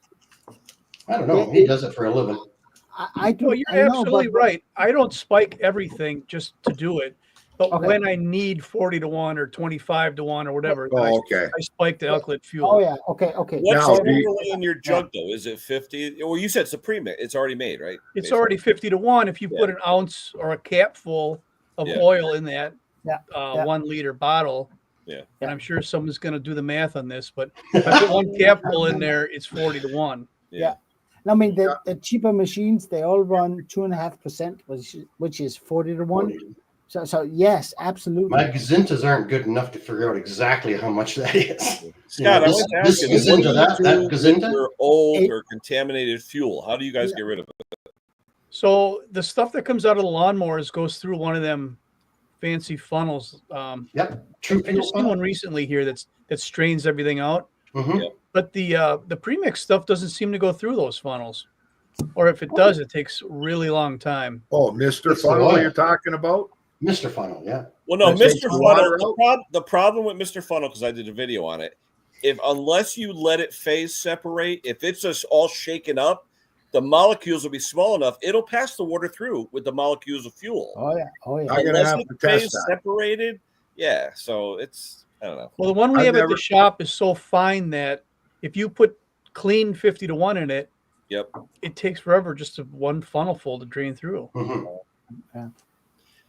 So I don't use the Mr. Funnel for what it was intended. I just sometimes if I've got a little dust or crud in the fuel, I'll just pour the fuel into another container and get rid of the dust and carry on. I'll use it in a pinch, but nothing beats letting it sit for a day and phase separate. That's right. Hey, gas does not like the whole stuff. Yeah. I mean, the way I do it is I do not trust customers' fuel. No. I did that once, and I learned. I hardly trust my own. Yeah, but hey, wait. While Scott's here, Klaus and I were talking about this morning. When I have customers come by with two-stroke equipment, I say to them, "What are you using for fuel?"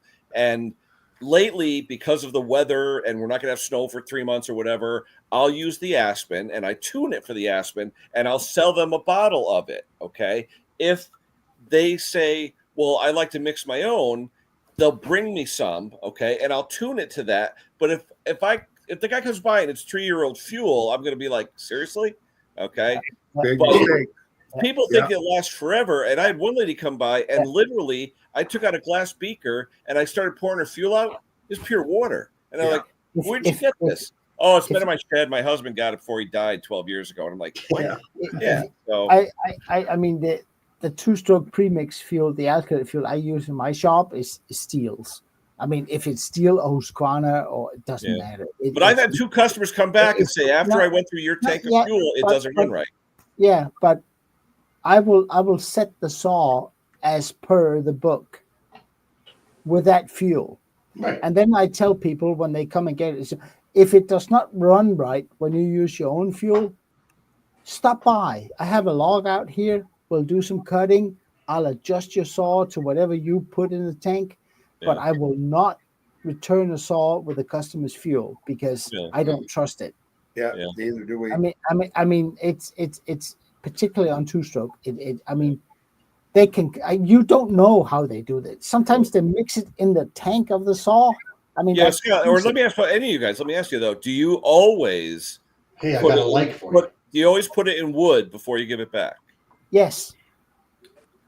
I don't have a log or a limb in my backyard to do that anymore. Okay, I did, but I don't have anymore. Yeah, no, I chop them all up. I do. I take it. I have a log about. It's not a big log. It's just about this size. Right. I just wanted to hear that the 4-stroking goes away when it goes into when you get under load, right? But the reason I do it, Klaus, is not the 4-stroking and all that. I do it too to show them because none of them know how to sharpen chains. None of them know about depth gauges, rakers, and all that. I know. If it has a crappy chain on it, I will. I mean, when they drop it off, I'll say, "Hey, your chain doesn't look good. Do you sharpen it yourself, or do you want me to put a new chain on it?" I just tell them if it looks like Quaker Oats, you're good. I know, but if it's it doesn't matter if it's a good chain or bad chain. The engine. If it's poorly sharpened, it doesn't matter. But when I check it, if I check it for giving oil to the chain, full rev against the cardboard, and it gives oil. Yeah, spits off the end. And then I go out to the log. I rev it up full tilt, and the 4 strokes. Then I put it into wood. If the 4-stroking smooth out, I know I'm there. I already adjusted it high-low to whatever the book says. But sometimes, I mean, even a dent, a small quarter dent in a muffler takes away 800 RPMs at the top. A small dent. So I'll adjust according to the book. I'll go to wood. If it loses power, I'll back off on the high. If it doesn't pick up, I'll do the low. But once I'm happy, and I do this on alkylate fuel, so I give it back to the customer. Say, I adjusted your saw. It runs great. If you really don't trust me, go test it out on my log. But if they come back and put their own fuel in, I said, if you put your own fuel, come back after you've done that, and I'll adjust your saw so you're happy. But I deliver it back as per the book. And why don't you just take a hammer and put a dent in the muffler for them? Here's an adjustment. You want to put the dent in the customer's head. That's right. Right. No, but I mean, some of the wood guys that comes here and have this. I mean, I have guys that goes to the steel dealer and service a saw because the boss says they have to. Then they come over to me, and out of their own money, they have me adjust the saw. Hey, Mick. And it's well, just. If you were making a living with a chainsaw, you should know how to set it up. Yeah, I know how. I know how to set it up. But them. But I said them. But they, not all of them. But I set up the saw as per the book. If it says 12.5 on the top, non-loaded, that's what I'll set. But every logger I know has a screwdriver or a spline. Yes, yes, and they all know that if they go into hardwood, they will just ease off on the high because then they won't run hot and all that stuff, and they all do that. That's why they hate. Yeah. That what's that? I don't tell people to use a tack to adjust the saw. Like you said, put it in a log because some people just, they don't get it. They get a tack in their hand and they don't realize that. Let's say they want to set it for 13,000 RPM. Yeah, that happens twice. Yeah, you false lean. Yeah, yeah. You know, you got it on the lean side and you got it on the rich side. And if you just got some guy that doesn't know any better with a tack and a screwdriver, who knows where he's going to end up? Yeah. Oh yeah. Oh yeah. Oh yeah. Yeah. I always try and four-stroke and try and fatten it up. You know, I always. No, but I mean, Chibo saws, old saws. I won't put the tack to them. I'll just do it by ear. Right. Because there can be so many things influencing that saw because it's so old. Or what do you mean? What do you mean old saws? You mean like yeah, my exactly. I will rev that thing high and I will back it off until the 4 strokes and say this is good. I mean that's it. But other than that, it's I mean chainsaw. We were discussing what was that earlier today or yesterday, Hank? You don't like 2 strokes, or don't if you don't like them, but you don't work on them. No, I find them extremely challenging because 12,500 RPMs. That is a spark from the spark plug every 203 times a second. That's crazy talk. Hazley's at the door. My favorite saw is a 346 XP, 14K. Yeah, exactly. That's even more. Yeah. But I mean, these things run higher than Formula One cars. Yeah. They're high performance. Yeah. Hey, Scott, how many of your customers with saws are commercial? You have a big commercial base? Probably less than half. Okay. Yeah. Now, you still use the proper mix, or do you recommend that they put a little more oil in for commercial versus residential? Yeah. You know, everyone, I think I pretty much do on an individual basis.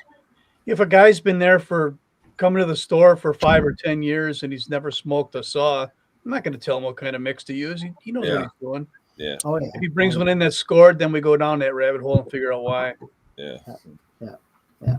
But it has to be individual basis because otherwise you just turn into a broken record, you know? I hear guys in the showroom sometimes giving the same spiel every time, and it's like, I've heard this one. Yeah. Scott, William actually asked you a question. Have you ever had a saw that completely stumped you? I'm sure I have. It hasn't been recently, but you know, sometimes I don't know so much as stumped as it ends up that there's so many things that are wrong that it's not justified fixing it, so they don't get fixed. Yeah. Right. But there's an error why it's not working. Do you charge the customer all your rate when you do that and say, look, I'm up to say $150 and I don't think it's worth it? Or how does that work?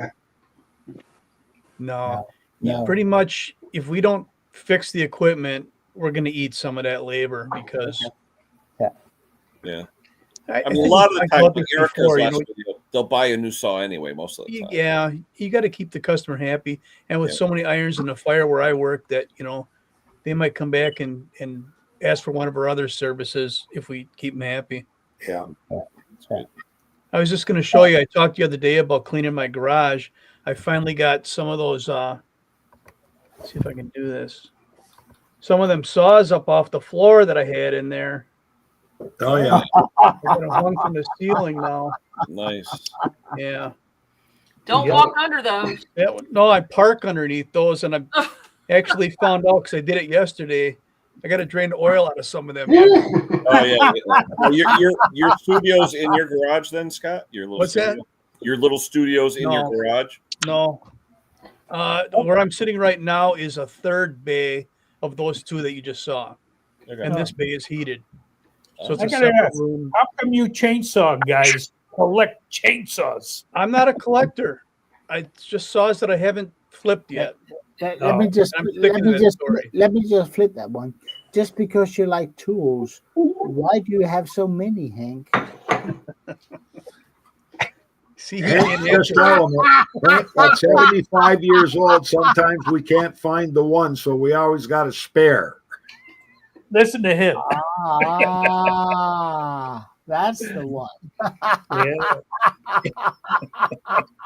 Sorry, Hank. Hey, I see our friend Gary down there in the corner. What's going on, Gary? I'm just waiting. My dogs have been stalking me for the apple, but they've been hovering around me because we're cooking the leftover turkey giblets. Oh. How's the new shepherd? He's good. She's going to be 17 weeks on Tuesday. Wow. Nice. Oh yeah. She's 35 pounds now. Can you believe it? Ooh. She's going to be about 85, maybe 90 pounds when she's fully grown. So she's a big girl. Good watchdog. Oh, and how different from the shepherd that we had before. But like I said, I'm just watching the giblets are almost done, but they're hovering over me. So the apple is just kind of keeping them satiated until we can give them that for supper. They know it. We treat our dogs like kids, so that's how it goes. Erica, Hey, you coming up? I gotta hit the road. I gotta get back to that Power Smart. Yeah, it's over 2 hours. I'm going to end it. It's been 2 hours and 5 minutes. Erica, if you want to come up in the after chat, the link is there. But anyway, we're going to sign off. Like I said, StreamYard for me is going to be over as of Monday. I'm going to go to Restream. I'm going to try it out. StreamYard tried to watch this. Yeah, I saw that. I don't know how we're going to do this for Monday night. No, Monday I'm good. It's midnight Monday is when it cuts off. But Kenny, what does it mean for us? Just that we click another link? The only thing that's different is the coloring. If you look at see how we have green boxes here? Mm-hmm. And when you look in the basement, they're blue boxes. Yep. It's the other way around. It's like blue on top, green on the bottom. Well, you can change all the green stuff. You can make that whatever color you want. But I'm saying Restream has a different default with colors. Gotcha. It's probably the same engine. Yep. I'm going to put a link out. People will click on the link. We'll go from there. All right. So we don't have to sign up with Restream. We just hit the link and we'll come it's up. a link like you do now. The link like you do here. Okay, no, that's good to know because I have to adjust my OBS settings when you got to send me the new link. Yeah, I'll they're check that out. offering like $100 for the 10-person thing per year, and I figured, hey, I asked StreamYard. I've been StreamYarding for 4 years. I've been paying the money, and this year they said, hey, we've automatically updated you to the core plan. So instead of paying $96 a year, you're paying $438 a year. I'm like, right back. What's the value in that? Sounds like the price for Briggs and Stratton parts. When They raised the prices. StreamYard got sold in August, and the new owners are like, oh shit, we got to pay for this. Yeah. So they got to pass it on to somebody, right? All right, everybody. Guys. Thanks to everybody for showing up. Thanks, guys. And Erica, click the link or John Clem, whoever's there, if you want to speak in the after chat.